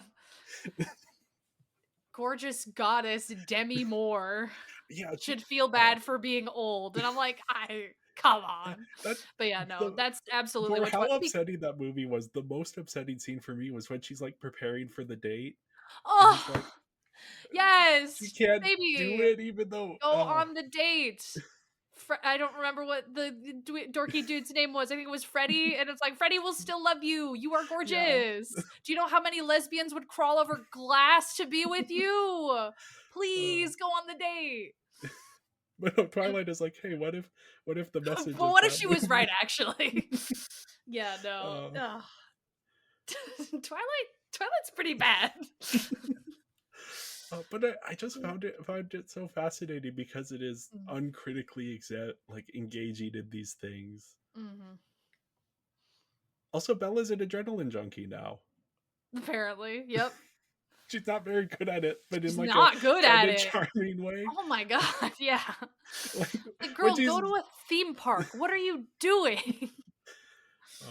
I do think the motorcycle thing is partially she wants to spend time with Jacob because Oh, for Jacob sure. likes her and that makes The her feel better about the herself. motorcycle thing I don't mind. The thing I do mind is she gets on it for 2 seconds, Yes. fails to use the motorcycle correctly, and they're like, "We're never using these motorcycles again." I'm like, "Get better I, at them, you know maybe." what, that's the like tradwife thing though, of like you try the bad thing once and then decide it's not for you, and now you've had that Yeah, experience, now you've lived that part of life, so you can now go there and you go. marry the vampire. Marry your high school crush right out of school. Yep, yep, yep, yep, yep. uh, Ugh. the cliff diving and the whole drama about the the fact that like Alice can't see the future when werewolves are involved is makes Stupid. no sense, It's but it adds so dumb. much drama that it's like I can't hate it. I mean, I hate it in the terms of it's like the author with a big switch saying, no, you can't use your power right now, Yeah. actually, because I made you too OP and I don't know how to deal with that. And it's like, come on. But Uh, yeah, no, it it's yeah. I think especially redonkulous. Eclipse like gets really interesting with how that like plays into things. Mm-mm. But no, it is definitely like, yeah, Stephanie Meyer does not know how to deal with how do you deal with Alice? Even a good writer is going to have a hard time dealing with Alice as a character. Um no, it's Uh, uh my but favorite bit with the adrenaline junkie shit is when she's talking to Laurent, who by the way, I have such an unreasonable love for Laurent for no reason other than he's beautiful. I could he is listen to him talk for forever. And frankly, he's he a didn't very do like anything traditional wrong. vampire. Yeah. In Uh like but like yeah. in that scene where Edward's like, lie. And she's like, yeah, they're definitely here. And he's like, lie better. That had me laughing on the uh, floor. Even uh, even Dream Edward knows you're bad at this. okay, here's what really surprised me reading the book. The entire book I was expecting like it to be revealed that Bella was having some kind of like psychic connection with Edward. And then when Mm. it's like, oh no, that was actually just legit a That hallucination was that she just was having. legit. She's crazy. Yeah. Babe, uh, get help. Please. this was listening to the commentary with Chris Weitz. It was funny that he was very insistent on we need, even though in the book it's just his voice, we need to have him on screen so that people remember that he is like a character in this movie. I love that. I was sitting there kind of going like, can't believe like Robert Pattinson in this movie just like, hey man, here's your check. Say 3 things and then disappear. Literally They'll disappear into like smoke. pretty much, yeah. like I'm sure they didn't because it does look like he was on set in all of those locations, but I'm like, you Yeah. could have just filmed him on a green screen in batch saying like don't do it like 5 different ways and you've got it's in the bag for the rest of the thing. But he's a very committed actor, and so Oh like yeah. it does track that he was in fact on like on location every time, and Yeah, I love I that. don't know how much of it is on location. Also, there's a lot of green screen. The school parking lot is green screen Really, because they filmed in they couldn't get Vancouver enough instead of cars. Portland. They Uh, filmed it so all of the like stuff they had to like build the exterior of the Swan House, and then a whole lot of it like the school parking lot is CG. When they're at La Push, you can tell it is not the same beach that they were at Yes. last time. Oh my god. Well, when Bella is like initially watching the pack jump off of the cliff, I'm like, oh wow, green screen, there, incredible. there is like for being a film that was turned around in less than a year, it is impressive what they are able to do. You can tell with the CG, if they had had another 6 months, the CG would look 10 times better. For sure. And in fairness, it doesn't look awful. Like Yeah, there are no, some scenes where I'm like, all right, that's clearly when all right, whatever. when oh, what's her name? When uh, not Vanessa, You're talking about Anna Kendrick's character? Victoria? No, Oh, the Victoria! Oh, Victoria. I love When she Victoria. jumps into the water Let and there's her just like a speak. Yes, her ridiculous swan dive, that looked horrible. and then there's just like a splash that is very clearly like they just yeah no it's That was bad. That was in fact quite bad. Oh man, it's charming in the way that a lot of this is charming though. for sure. Oh my gosh. Yeah, no. And This that's a sequence of like the visual idea it has of like follow like the camera movement is so good and the CG mhm. is so bad. Yeah. Yeah, some of those uh, sequences are a little rough. we should talk about Jacob a bit because we haven't. Jacob. I love Bella He's and a good Jacob's relationship pre him being a werewolf. Not because I think it is a good relationship, because it is such a mess of mismatched expectations. mm. And they Like get that. along so well, Yeah. but you That can that to tell it's me not gonna work. that to me is a relationship that's like 5 years after high school, I'm gonna text you on Facebook and we're gonna meet up for drinks somewhere and it's gonna be great and then we'll be lifelong friends forever. Like Yeah. that is the vibe that had for me where I'm like, you guys will be good friends once you're both adults. I uh knew a couple, or not a couple, in high school. It was a guy and a girl, and they were both in the writers club that I was in. And when the writers club started, the girl had a crush on the guy, and it was like there's tension there, something's going on. And then she like asked him out, and he was like, "Oh no, I don't like you in that way." And they weren't friends for a little bit. Then they became friends again, start of second semester. But now he had a crush on her. ah And so he asked her shoes out. on the She's other like, "No, I foot. don't feel that way anymore." Correct. Uh, Incredible. that watching Jacob and Bella reminded me of that. It was just like That sounds right. these Like that people are is not. yeah. Bad high school romance. Once we're both out of college, we'll come back and reassess and maybe something, but worst case scenario, we'll be lifelong friends. Yeah, Because we'll yeah. both have figured ourselves out and we'll be on better, even footing and we'll both be adults. Jacob will have pair bonded with your daughter. No. God. Uh, The horrible, like, oh, I hate it so much. uh, Imprinting. And the way that like Stephanie tries to justify yeah, imprinting on literal children, it's like, hey babe, you just made your already poorly stereotyped native characters inherent predators, and yeah. that's fucked. Uh, Dislike. Big it, thumbs down. Everyone disliked that. it is fascinating, but yeah, it is so bad. I want a legacy sequel to Twilight Oh, about to like know what Renesmee is and going on with any of these things. What do their lives look like 20 years later? That's a good question, honestly. How old is Mackenzie Foy? Is she old enough to play? Can she get I back in the just ring? watched Interstellar. So I was like, oh Hell yeah, yeah. she's in Twilight. Yeah. She is Jake, 24. hell yeah. Get round up the cast. Round out the cast. We're doing it Legacy again. sequel time.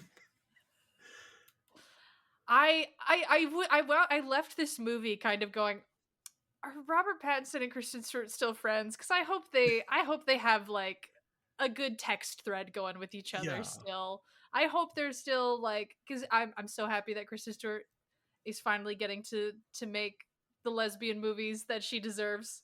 After playing spooky trad wife for so many years. Oh, I love that for her. But like, yeah, it's just like, oh boy, these films.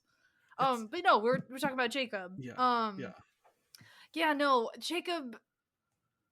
Uh, he Pre just gets werewolf, he's so like, possessive in after like yeah, and it's like, hey, bud, you don't get to be like this with me. That no, is not your place. And like, oh my gosh, and I it, mean, I get the whole like, oh, the werewolfism doesn't let me tell you what's going on, but like, you can still be a person and yeah. talk. I think it's very telling that like, because the werewolf transformation is kind of a metaphor for puberty Mm-hmm. in the way that like pre werewolf Jacob is just kind of like a cool guy, and like he definitely Just like a has chill some dude. mismatched expectations of like Yeah. what he and Bella can be, Mm-hmm. but yeah, he seems nice. The post transformation, he's like angsty and possessive, and it's Uh, yeah, dislike. yeah. There's yeah. I don't like him And his like whole post. confrontation with like Edward at the end, where it's like, hey bud, no." I don't know Yeah. what the Eclipse movie does yet, but the book is Oh, the orgy scene. so bad. Oh no, the like Jacob kissing Bella without her permission, and it Oh, be like, if you don't kiss me like you mean it, then I'm gonna go die in war. ugh. No, I That's hate that. I hate it yeah, so much. And again, like, yeah, Bella just does not have like the self-worth to be able to manage those kinds of boundaries yeah, with either of them, and frankly. also like she also kind of does like Jacob, Kind of sort of a little bit ish. and so she's in this like yeah, that stuff was painful to read. Yeah, it's not great.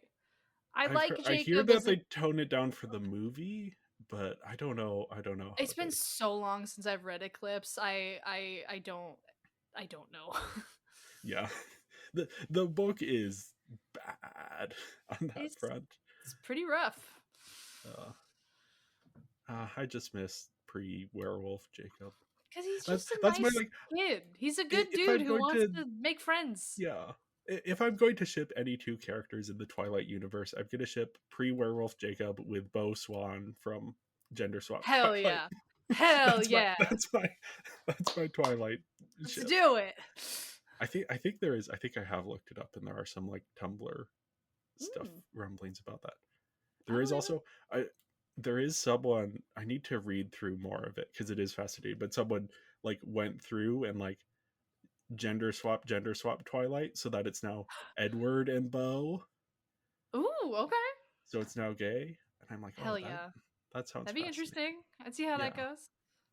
I'd be and I down. think there's like a gender swap of where it's Bella and Edith, Mm. so you can get like the I just that's what I want, is I want Get gay Stephanie with it. Meyer to endlessly iterate on the first Twilight book with different I mean, she pairings. has failed to make any good supplemental series. Like I know people kind of digged The Host a little bit, but like it's still nothing has caught fire quite like Twilight did. Yeah, which isn't uncommon for this type of like Oh, for super sure. successful author who maybe doesn't have as much talent as their success. Like, not to Hmm. say that Stephanie Meyer doesn't have talent. I think she very like she tapped into something. Hmm. But yeah, she is a bit of a one hit wonder in that way. Yeah. And even then, Yeah. can't deny Uh, how much of a phenomenon it was. But Lord Howdy, There are some problems, Stephanie. Yes, yes. Uh, we also have Edward, who isn't in this movie a whole lot after the first. Sir not appearing in this film.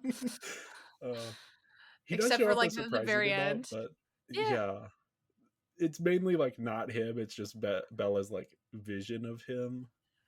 I can't believe Carlisle Cullen didn't sit his white ass son down and say, buddy, what are you doing? Like, just like the fact that no one were they all like in separate places that like no one was like, hey, Edward, could you maybe like check in? Like, the fact that he went straight from this teenager in Washington is dead, I must go kill myself. It's like, buddy. Uh, And like, Carlisle, you've known this man. You know what he's going to do. Please sit your son down and have a conversation. at least Ugh. send someone with him. And also send one of your children to watch after the human who is clearly not able to like yeah, I don't know. The fact that they like cut all contact Yeah. is ridiculous. Like, And what did also you just think that was going to do? the way Edward breaks up with Bella is Is so bad. horrible. Yeah. And that he thinks he is doing something good. Like, no. You can read people's minds, Edward. I know the like conceit of Twilight is that Bella's mind is so special and different that it works in different ways, so Edward can't like predict what. But no, she is a teenage girl. You know how teenage girls think. You can read other teenage girls' thoughts.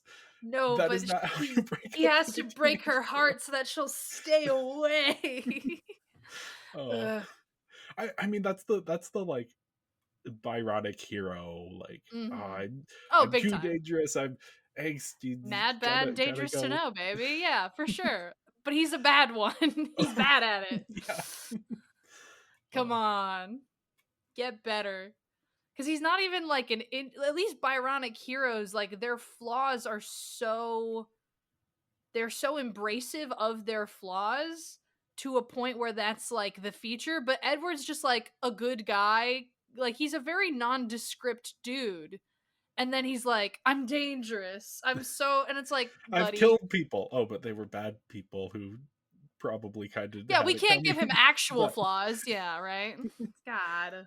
At least that, Jasper's a Confederate soldier. but that isn't treated like a flaw. Right? Oh my god. Okay, so when I went and saw New Moon in the theater, we got to the scene where Alice is being werewolf racist.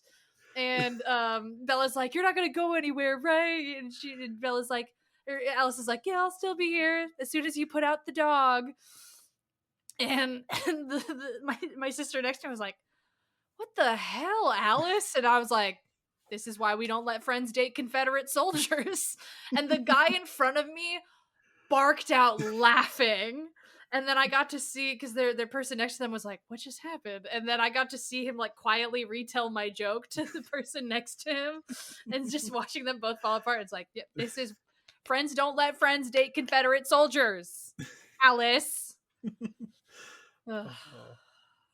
That's yeah. It's Edward. bad. All of the Cullens are a complex mix of psychological issues and Indeed. codependencies and bad relationships. And then there's just like Emmett. He's just there. That's why Aw, Emmett Emmett. is my favorite. He's Hashtag great. Team Emmett. I love that. I love Emmett. He's great. He is. He's a himbo. And we love that. No, Yeah. no notes. Head empty. Charlie's here. He just wants what's best for Bella. Charlie Swan, my beloved. This man. The mustache. I love him. The mustache. He looks Apparently good. that was He is a cop, so Billy points Burke's deducted, idea but was the oh mustache. really? He was like, "Oh, Hell let yeah. me try this." And it's like, "Well, yeah, obviously." I love it. I love it. He's so like I don't know. It's classic teen dad where he's like, I don't know how to help my clearly struggling child. Yeah. I can't say he does a lot to try to help out with it. other than be like, let me send you to your mom in Florida. Uh, But hashtag like girl dad. hashtag girl dad. But yeah, I do love It's Charlie. Like it's not like he's just doing his best. yeah. He could be better. Again, cop. And again, you could at least read a book, Charlie. The internet exists. I'm Yeah. sure you can find some articles online. It's You not like can. I don't know if you had this, but when I was in Mm, school, and I think even like sometimes in different churches I was in, it would be like, men and women are like inherently different and cannot understand each other. mm. And so like this is the tragedy of Charlie Swan is that because he's a man cannot Cause understand his man, he teenage can't daughter. woman. No, there's no way he could possibly develop some empathy and try to Uh, come up with some good skills. I don't know, man. You could have done something, yeah. but Just yeah.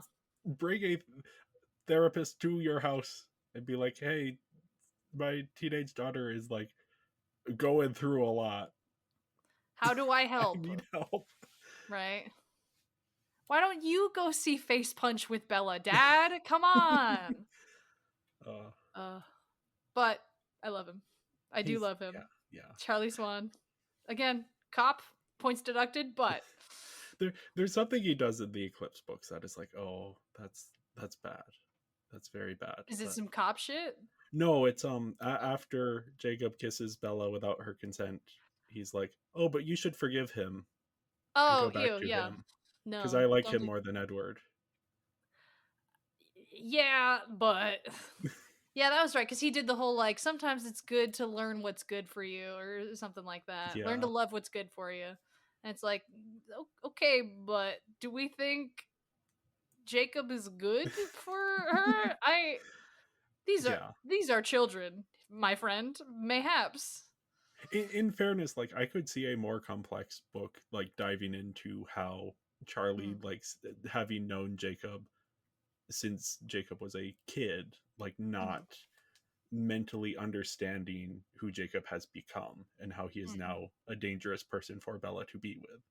mm. But that's not what Twilight is about. That's not what Twilight is about. No. Yeah. Twilight is about how you should forgive Jacob for doing horrible things to you because, I don't know, he imprinted on your baby. He imprinted on your zygote that hasn't discharged yet. He nicknamed your daughter after the Loch The Ness Loch Ness monster. Monster. Twilight. uh,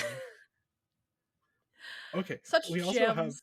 Oh, go ahead. Harry Clearwater, who I think is just the sweetest guy The ever. most I love Harry. He's delightful. He's the I was most I have a devastated. secret looking ass man. Did you I find was anything, Harry? Nothing. It's like, I was devastated when he died. It's so sad. It's just like it's tragic. It's almost as sad as when Bella leaves Charlie in the first movie. hmm. Is I wish I don't know. I wish we got to spend more time with the with the res folks and get to Yeah. see them more as people and I don't know, even I don't know. I just feel like they are there and then either they are wolf or they are dead. And uh, it's like, all right, come on. yeah. We're yeah, I was very sad when Here's Harry what we died. need. We need our spin-offs of all of the different gender swapped iterations of Twilight. Heck And then yeah. we also need our spin-off written by someone who is actually like part of this community that's Harry and Charlie buddy comedy with all of the supernatural Yes. stuff happening in the background. Yes, yes, yes, yes. I would watch that. I love supernatural cop shit. I think it's a fun it's fun. I like it a Yeah. lot. Constantine is great. uh, we also have Alice. She's the most prominent of the other Cullens. I guess Jasper tries to kill Bella, but that's that's par for the course with these people. Indeed. Yeah, Alice is I don't know. Alice is kind of it is absolutely I think the performance of Alice that I think elevates her as a character, because I feel like on paper she's not overly interesting. In the Just book, she's a little bit more. She has I more guess stuff to do here. she's just, I feel like the vibes with Alice are always like, let's go shopping and I see the future, and it's like, okay, and Which I think ContraPoints touched on this in her video essay, but it's like Alice is the person who gives Bella permission to enjoy feminine things. Because Bella's mm-hmm. whole thing is she's not like the other girls. She doesn't care about makeup or It's true. dresses or big weddings. But then Alice does. So Bella gets to, it's like forced feminization. Yeah, a Bella little gets bit, to yeah. experience all of these like traditionally feminine things. It gets her like dream wedding, but it's actually, Alice. She's the one who's. Indeed. But yeah, no, Yeah, no, the I movies don't, at least up to this point, haven't done that nearly as much as the books. yeah. Well, I mean, I feel like, I mean, one, you don't really get a whole lot of space for, and two, I feel like when Alice is on screen, she's here for the plot, to be Yeah. the voice of the plot. She's not quite an exposition fairy, but she is like, Bella, we need to go to next location. And it's like, okay, here we go. I do like that Bella's emails, like the narration is Bella's emails to Alice. Mm-hmm. I think that adds something to it that, yeah, I don't know. There's something about that.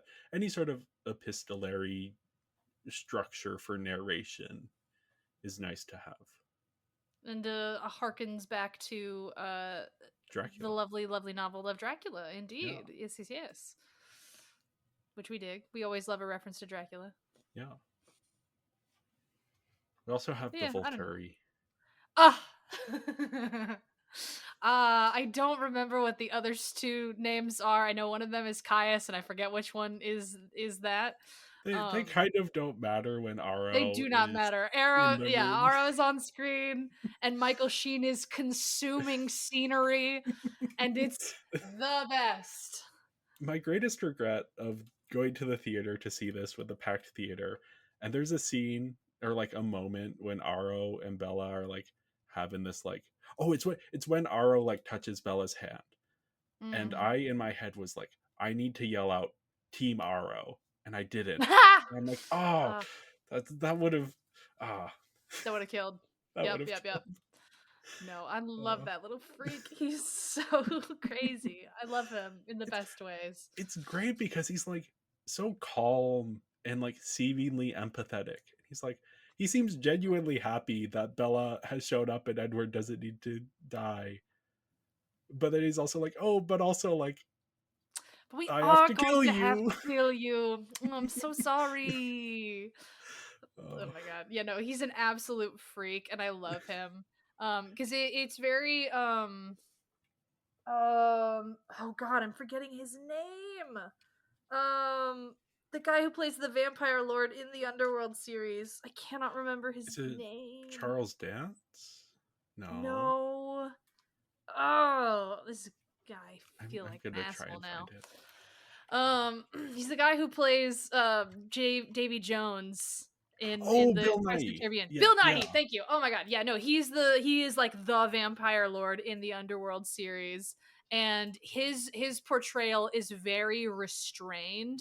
Like you get this very like aged and ancient quality from him, yeah, where it's like this man is a living mountain that could kill me if he came at me, and I love Arrow in kind of like juxtaposition with that, where it's to me it's like final form of a Midwest mom, where it's like the most like passive aggressive, but not necessarily like passive aggressive, but like I'm going to say some of the meanest shit in the nicest voice and I can back it up.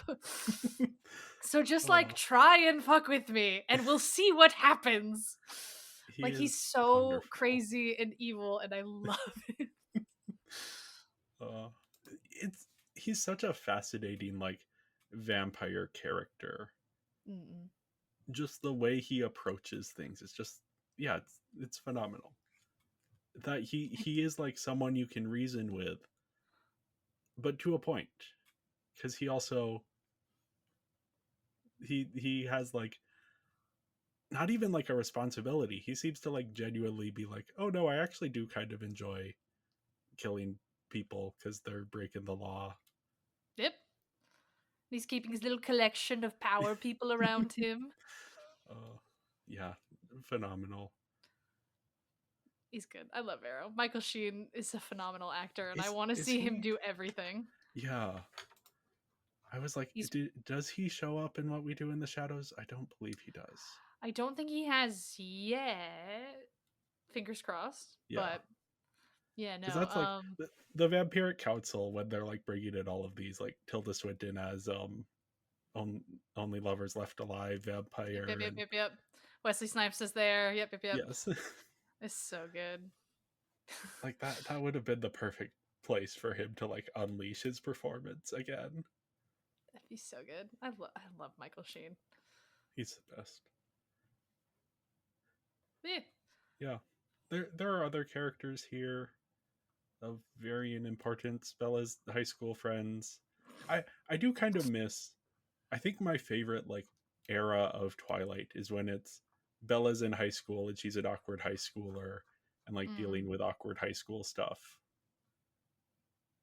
So the fact that like the high school stuff gets sidelined here is a little disappointing, but I mean, I think it just really underlined like Bella is not a good friend. It is no, not good to be friends with Bella, no, especially these high school like they're weird and awkward because they're high schoolers, but like they meet Bella and they're like, yeah, you can be a part of our friend group. Yeah, we'll be. Like she's talked such a big talk of like, oh, I'm such an outsider. I'm such a freak. No one wants to be friends with me. It's like, no, they invited you to the table. yeah, They want to spend time with you. Mike asked you out. Like they are not shunning you in any way. And Jessica yet, goes to Port Angeles with you, even though you're being weird, and also she right? doesn't really like you because she's jealous of you because every woman in Twilight must be jealous This of Bella except look, for Alice. right? Sure, it's But whatever. Yeah, Bella is not a good friend in high school. Yeah. I, I, I, I honestly love Anna Kendrick's character, just yeah, mostly honestly because I love Anna Kendrick, but also like she's so right about so much. yeah, yeah. Her like little monologue as they're walking through Port Angeles, and she's like, "Oh, I get that you're going through a lot, but like I'm also going through a lot," and it's like, Like we're all yeah, dealing with shit, I Bella. don't think Bella needs to hear that right now, but yeah, I mean, is that yeah, you don't want to say to somebody who's like dealing with some shit of like we are also dealing with some shit, but also it's like she went fully catatonic yeah, for several like at some point someone's got to say, "Hey Bella, as much as these supernatural creatures are obsessed with you, the world in fact does not revolve around you." uh, here's a question. Hmm. So, Mike, what are the vibes you get from him? I feel like I went on a date with him in high school. Uh and it was like the most awkward. It was like he was uncomfortable, I was uncomfortable. Neither of us really knew what we were doing. I we're just here. We went to homecoming and now we're hanging out at Baker Square. I mentioned a YouTube video I found funny and now he's watching it in its entirety on his phone across the table from me. And it's just like it's I don't think he's bad. I think he's socially awkward. I think obviously the machismo of like, oh, I didn't vomit from the movie making me uncomfortable. I was feeling sick before the movie. Like that's like, all right, bud, come Yeah, on. But that's high that's schoolers. yeah. Like that's yeah. I don't yeah, no. The vibe I get is not bad. It's just like, aw. I bet in 5 years you're gonna be really great to talk to. That I was curious about this because that was kind of the thing I got of like, oh, he's the kind of awkward nerdy guy. But when I was talking with Rachel for the last episode, she was like, oh, there's something off about him in like a creepy way. And that is Midnight Sun, which is Stephanie Meyer's Twilight from Edward's perspective, where Edward can hear everyone's heads.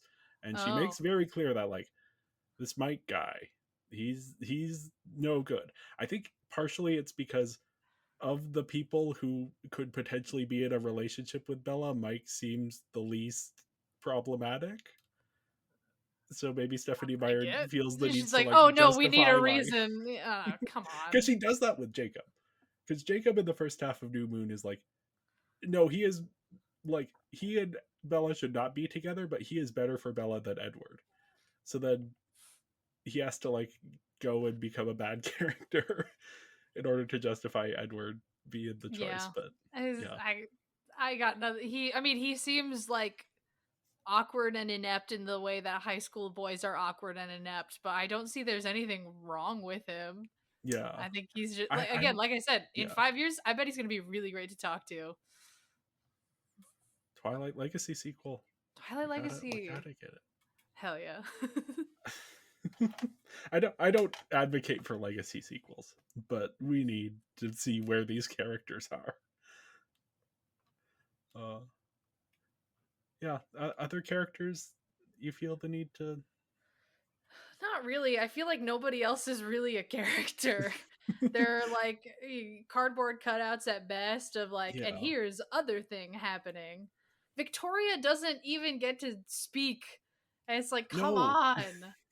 I wanted so much more from Victoria. I wanted like Carmilla from Castlevania season 2. Like that's what I wanted for Victoria. But like she's just kind of there and a ginger and like that's it. And I'm like, "Come on." No one else is like a character because everything has to be about Bella and it's like, I don't really care about Bella though. uh, yeah, I gave the characters here a 3.5 out of 5. The thing that fascinates me about Twilight is the characters and their dynamics, and it's bad, Mm. but there is something there that is like tapping into truth. Yeah, I find the characters fascinating, even though I acknowledge that they are like not good characters. No, totally fair. Yeah, I gave the characters a 2.5 just cuz like I said, a lot of these characters are very paper thin and the reason why I enjoy them so much is because of the performances and not at all because of the substance. Like I said, the substance I think is the weakest part of Twilight, which is unfortunate, but no, so yeah, I gave a 2.5. Yeah, on now to visuals. How do you feel about the blue filter on Twilight, the first one?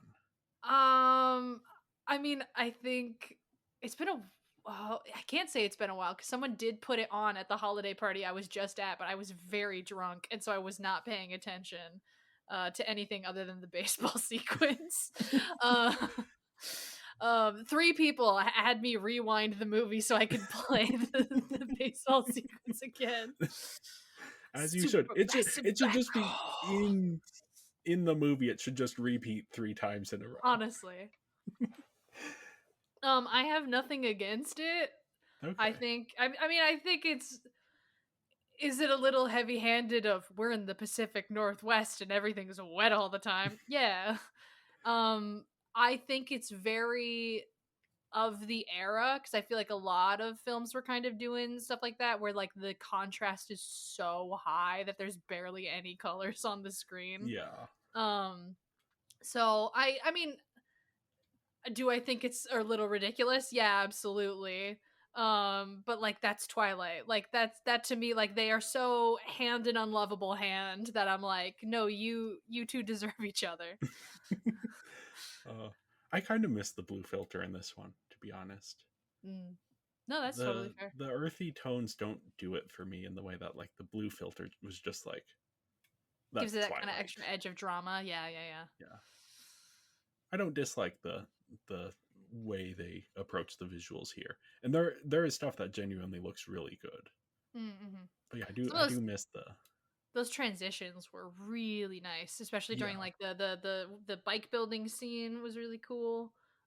As much as the depression montage I think is a little ridiculous, it was done really well, and The that sequence is so yeah. iconic of just like, well, because and in the book it's just like the blank pages that just say the Yeah. month at the top. I'm like, that's good. That is a good use of medium and of space to convey the feeling there.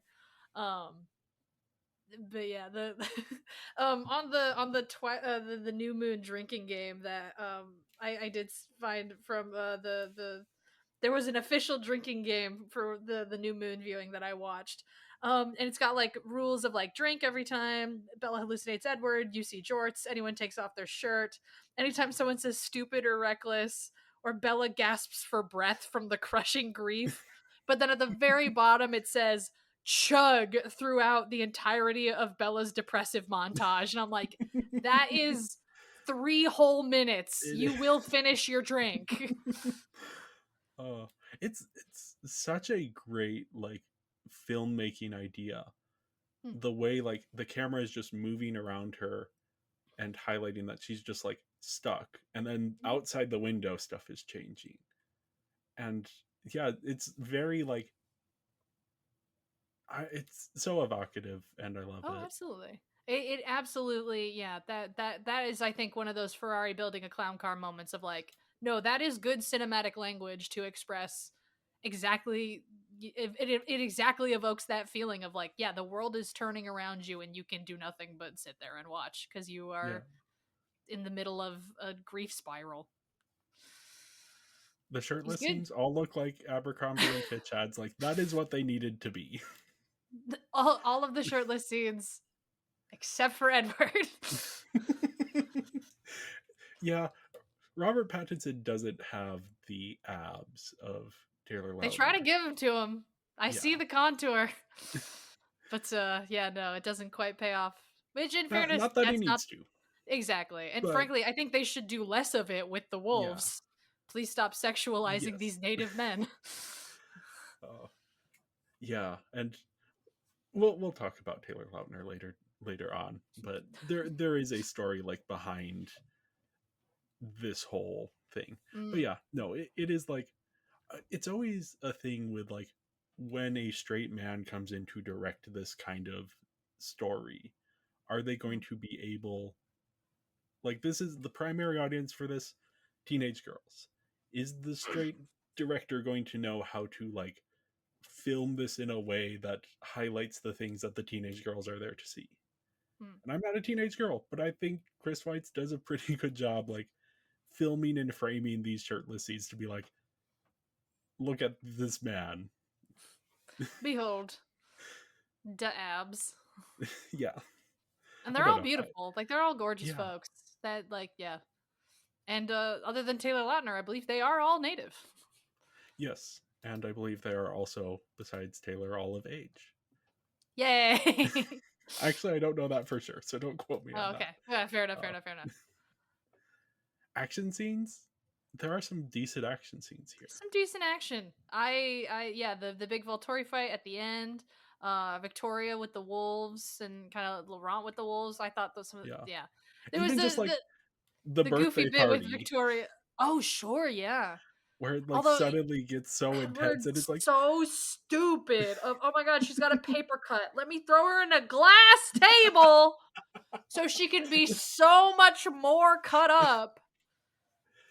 But then we get oh, to spend time with hot dad Carlisle Cullen. yes. Hashtag Team Carlisle. Listen, the dads of Twilight, Billy included. That's my other ship, Carlisle and Billy. Or Carlisle and not, Billy, hell yeah. or no, Carlisle and Charlie. And Charlie, yep, that's a Yeah. good one too. Sorry, I I dig was that. getting the actor's name mixed up with the character's name. Totally Because fair. Billy is a character, but Billy Burke plays Charlie. So There you there's gotta be. I'm gonna look that up. But yeah. go. I need to see the dad's kiss. Yeah, you're gonna say about the Victoria scene? Oh, even with the like the goofy CGI at the end when she like jumps off the cliff and the very bad splash.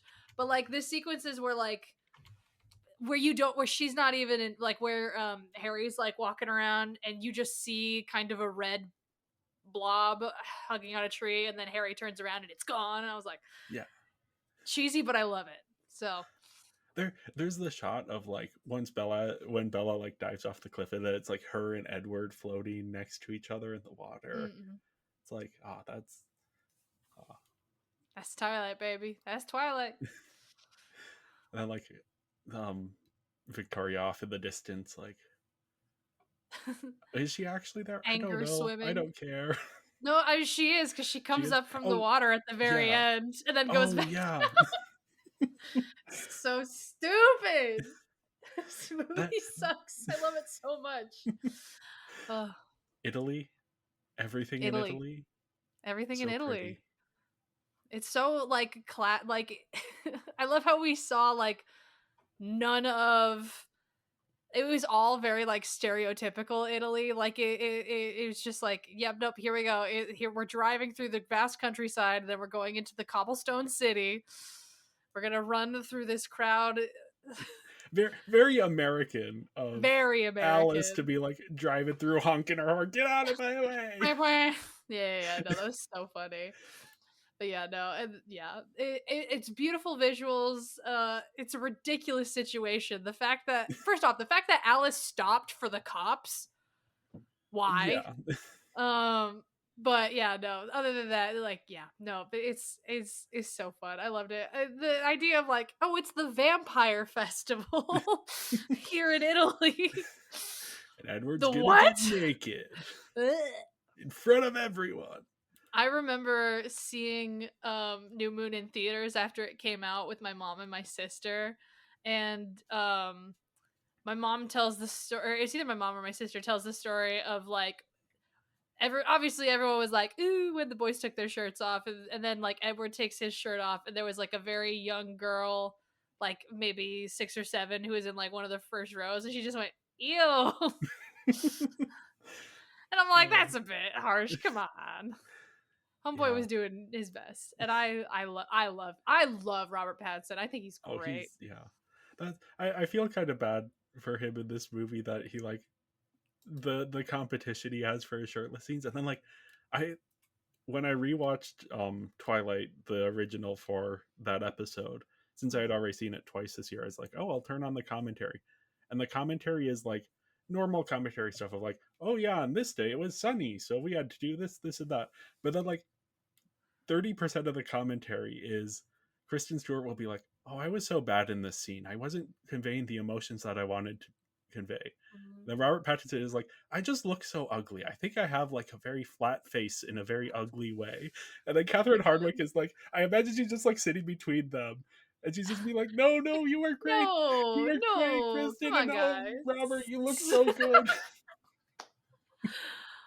I love it. I love that. Oh my gosh. I would be curious. I mean, I don't know how long it would have to be before either of them would be interested in talking about it, because I know I feel like it's a little bit of an albatross around their necks. But I feel like both have kind of broken out from it Yeah. overall. I think But they have talked about Twilight like recently. I know Robert okay. Pattinson, like even in like the later Twilight movies when he was doing publicity, he was like over it. Mm-hmm. Yeah. Well, and I know after he got cast as Batman, there were a lot of jokes that were like, it only took him 12 years for him as a vampire to turn into a bat. Uh, which is a funny joke, or however Yeah, long yeah. Twilight ran. I don't actually remember. He Um, is a better vampire in the Batman than in Twilight. I feel the same way. Which I love. I love that for him. And because I think he does I mean, I don't know if we need to hold on to this before we get to the performances. Oh, Since we were talking about visuals. we can jump down to performances quick unless you have anything else to say about visuals. Uh, I really love the Volturi's costumes. I think that they're Yes. great. I think that they. I mean, I can't judge everybody's costumes in terms of the era just because it was the era and everybody was wearing dumb shit. But as far as like vampire finery goes, and I have seen very much of, I loved it. It was stunning. It was great. Even if it was if there was some of it in the like vampire chic of here's a guy with some floppy hair wearing a suit, because that was also of the era. But like overall, the costumes were great, and I enjoyed them thoroughly. Yeah, yeah. Yeah, that's basically it. I gave the visuals here a 4 out of 5. I like the visuals. I I believe I missed the blue filter, also but R.I.P. Blue Filter, baby, come back. I believe I also gave visuals. I gave a 4 as well. They're good. I got nothing to really complain about. I thought this was a fine looking movie. yeah. So Robert Pattinson. Yes, I think he gets the gothic of it all because at the end of the day, this is a vampire story which has such very inherent ties to the gothic with like a capital G. And I feel like maybe he's a very young actor here. I feel like he's definitely improved as like time has gone on. But like I think he does kind of understand of the kind of Byronic feeling of it all, and he is Yeah. trying to deliver on that. Again, the biggest millstone around the neck of this franchise is the story. Because everything else is doing great, and like I love Robert Pattinson, I love Kristen Stewart, I love even Taylor Lautner's doing a good job here. Like it's just like everyone is like really trying to deliver on this very bad story. Yeah, I think Kristen Stewart and Robert Pattinson especially get a lot of undeserved hate for these Mm-hmm. movies.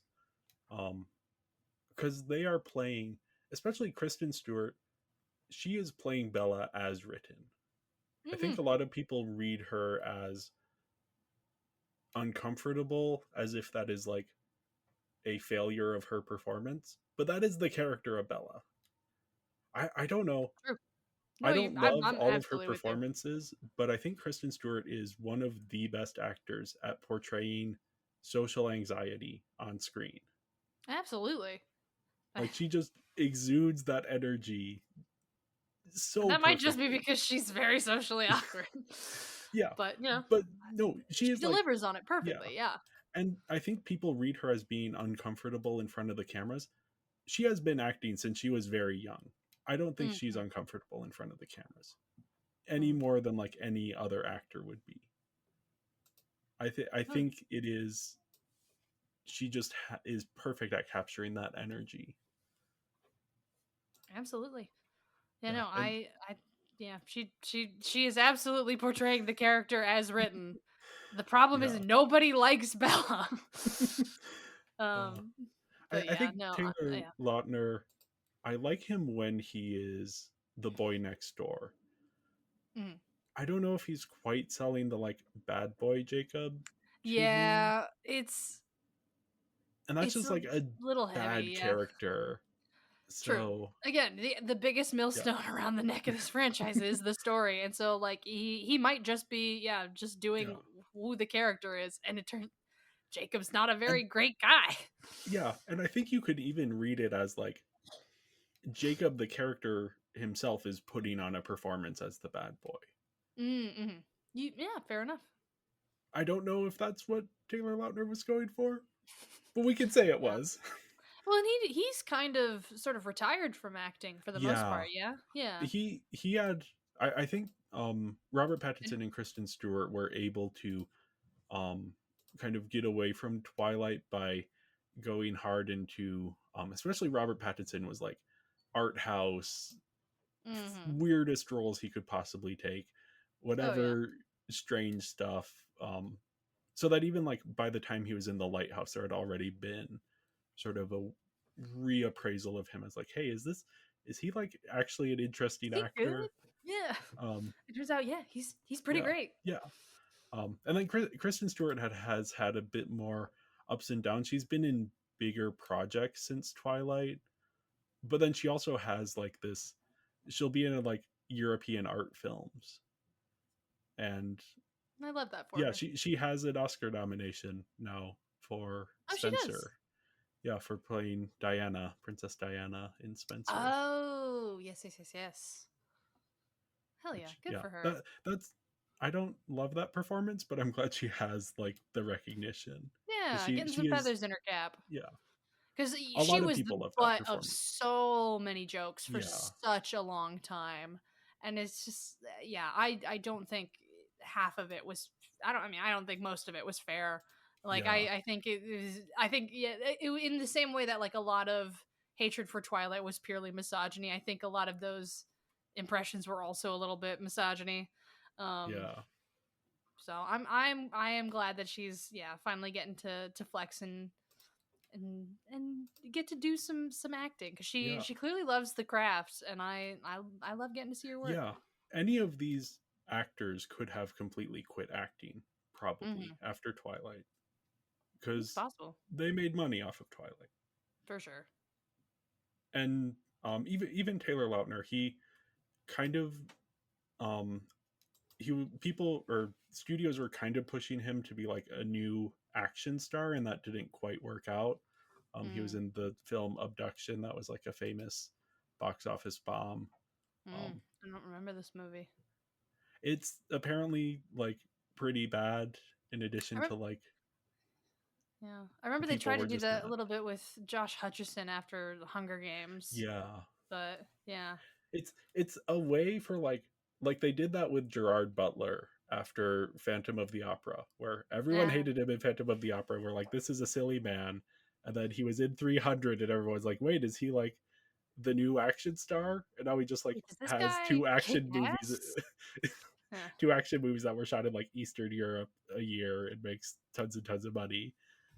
Taylor Lautner was not quite able to do that, and Mm. I don't know if he's like not as interested in the more artsy side of acting, or if he like never got the chance to try that, or Well, he what's up with that. also But he, started very young with yeah, acting. And he was in some. He was freaking Shark Boy from Shark Boy and Lava Girl, yeah, which was also like, it wasn't like massive in the way that Twilight was massive, but it was definitely big. yeah, And so where people were like asking him to do flips and show off his abs when he was a child. yeah. And so it's like, uh, he might have just gotten sick of it and Which, was like, okay, I've yeah, got the this is, money, I'm done. yeah, this is the perfect time to bring this in, because actually he was going to be recast for this movie. The Mm, studio wanted to bring in a new actor for that role, and he said, give me a minute.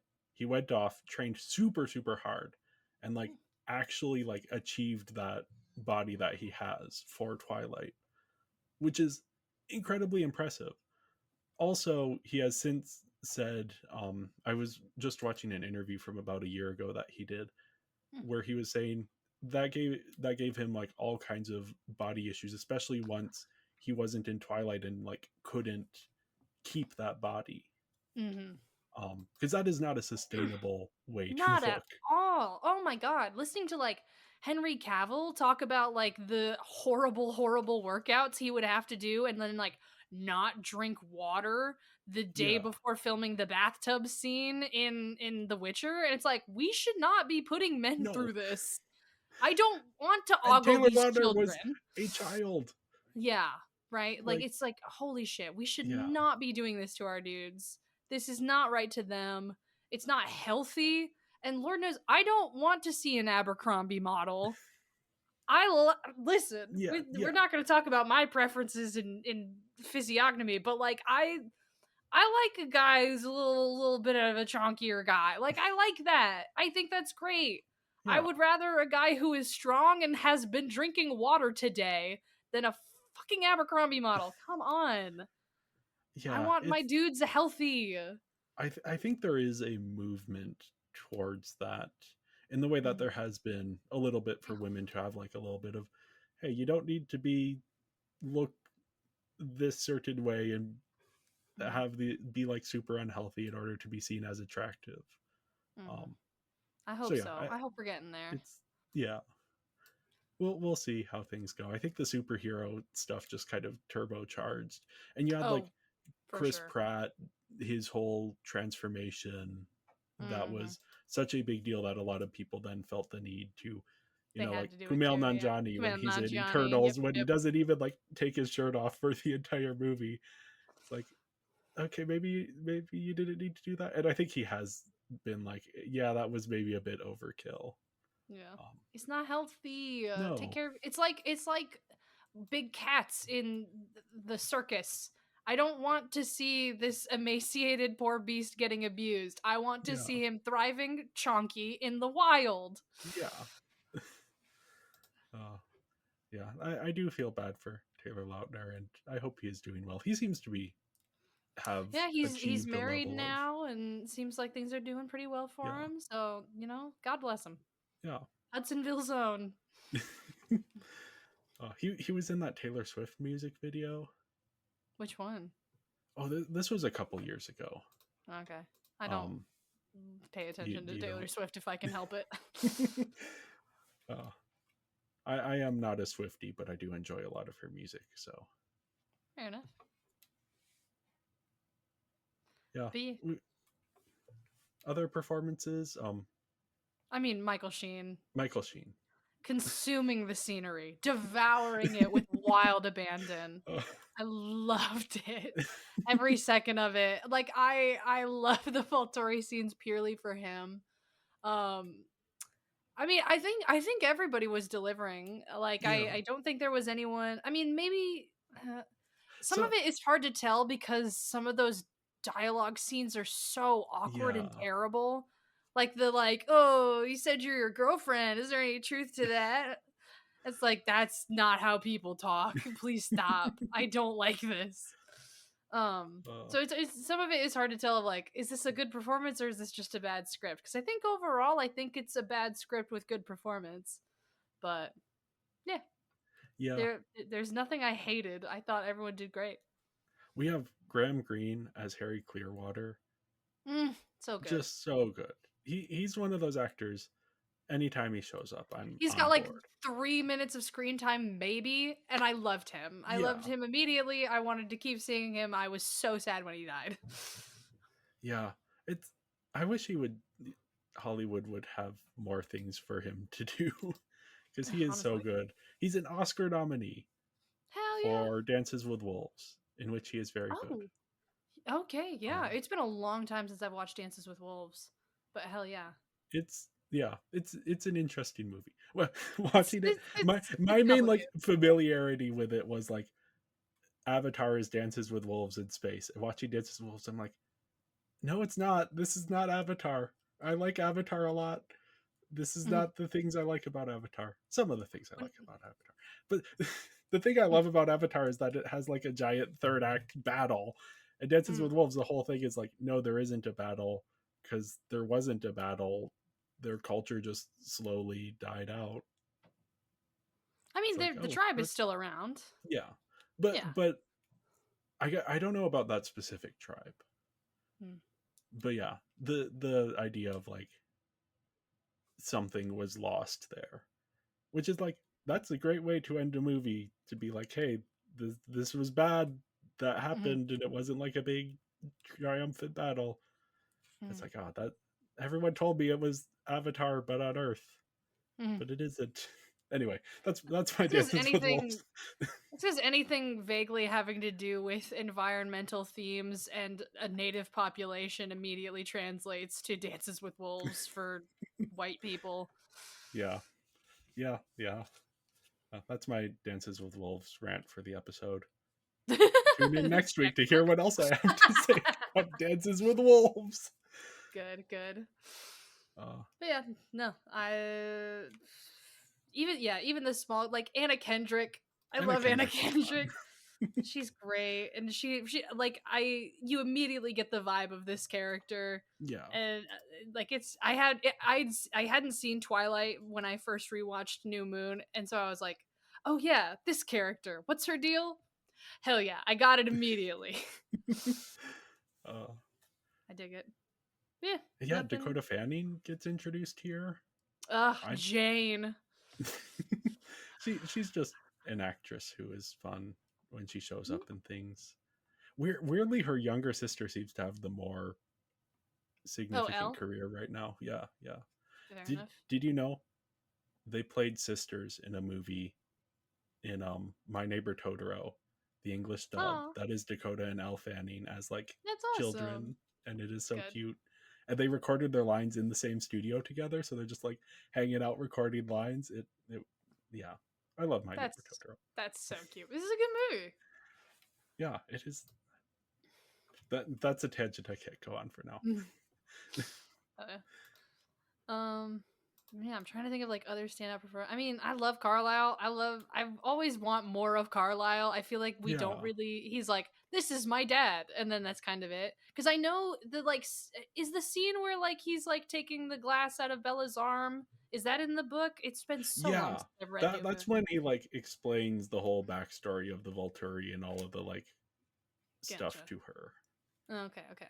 Yeah, just because like yeah, I always like seeing more of Carlisle. Yeah. I feel like as far as parents go, I mean it's pretty common in like high school narratives that the parents don't get involved and they're not important at all.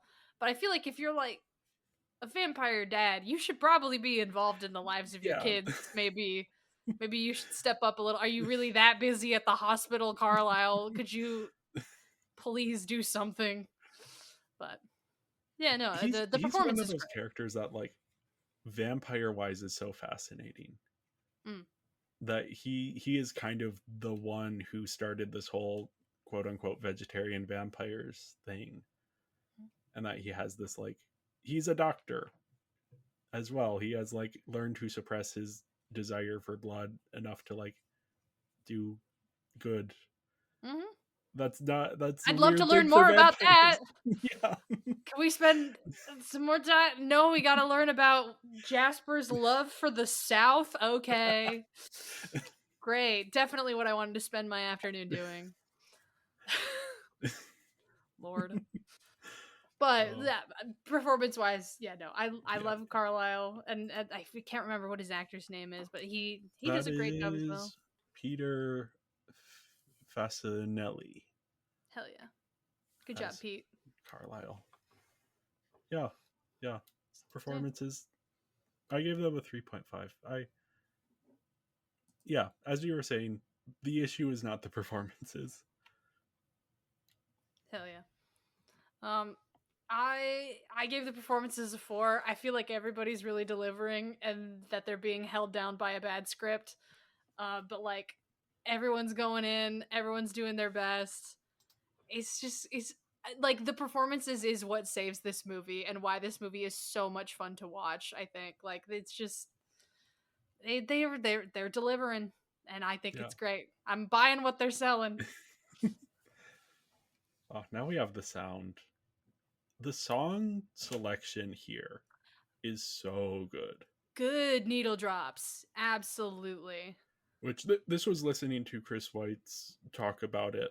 Like the first Twilight movie, the soundtrack did so well that for this one they were auditioning bands to be on the soundtrack.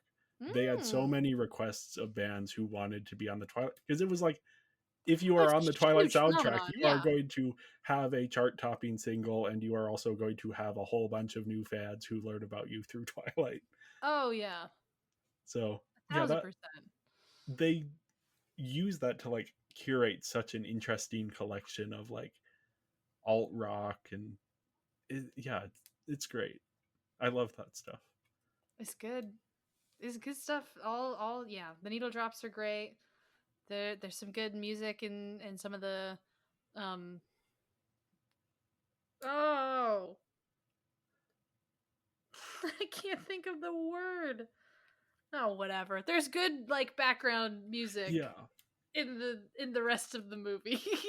there's some But like very the score is doing a lot to like sell the the emotions. score. Thank you. Oh my Yes. god. It's Ugh, continue. there are scenes that would like read very differently if the score wasn't going just ham on the like Mhm, this is intense scary scene or this is incredibly sad scene. mhm. um I do I like Despot's score. I do kind of miss the Carter Burwell score of the original. Like that just taps into something for me. Hell The yeah. piano notes of like the Bella's lullaby, like Mm, yeah, I don't know. I hell yeah. maybe it taps into something because I last year listened to it a lot when I was falling asleep to the extent that it ended up in my Spotify Wrapped. Hell yeah. Good, good. So, I love but that no, for you. I yeah, score. pretty solid here. I love the needle drops. It's great. Yeah. Yeah, I gave the sound a 4.5 out of 5. I gave the sound a 4. Just like my only like criticism is I don't really remember much. Like I remember liking the music. I don't really remember how it sounded. Which isn't necessarily like if it serves the scene, it serves the scene, and that's a good thing. But like, yeah, I don't know. There weren't any like distinct moments that I'm like, oh, this particular bit, I like this. It was just kind of like I like the music that's going on. So yeah, it gave. I mean, Yeah, still good, still yeah, good, yeah. still loved it. Just like I noticed some of the songs because I've been listening to the soundtrack. So hell yeah, like good. the and compilation album, I should and say. that's who that kind of thing is meant to serve. Like if you are Yeah, paying attention to the themes and motifs in the soundtrack, you will recognize them when they are used in audio language. I yeah, am not paying attention to the audio language of the bad werewolf movie. yeah. So maybe That's fair. that's on I, me. So I am like very score and music oriented when I watch movies, not necessarily consciously, mm, but a good score will elevate a bad movie for me, and a bad score will like ruin a good I will movie. have a trouble connecting to the movie. So Fair enough. yeah, that All is. right. Oh yeah, this anyway. This leaves me with a final score of 18 out of 25, which is a 72% or 3.6 out of 5 stars. I have fun with these Twilight movies. Hell yeah, dog. My overall score, my total ends up being 16.25, which is a percentage of 65% and a 5-star rating of 3.25. Which I feel like is not reflective of how I feel about the movie. I mean, it's. Oh, did I? Oh, Oh I no, got no, my you're good. numbers wrong. Did I get them right? Okay, gotcha.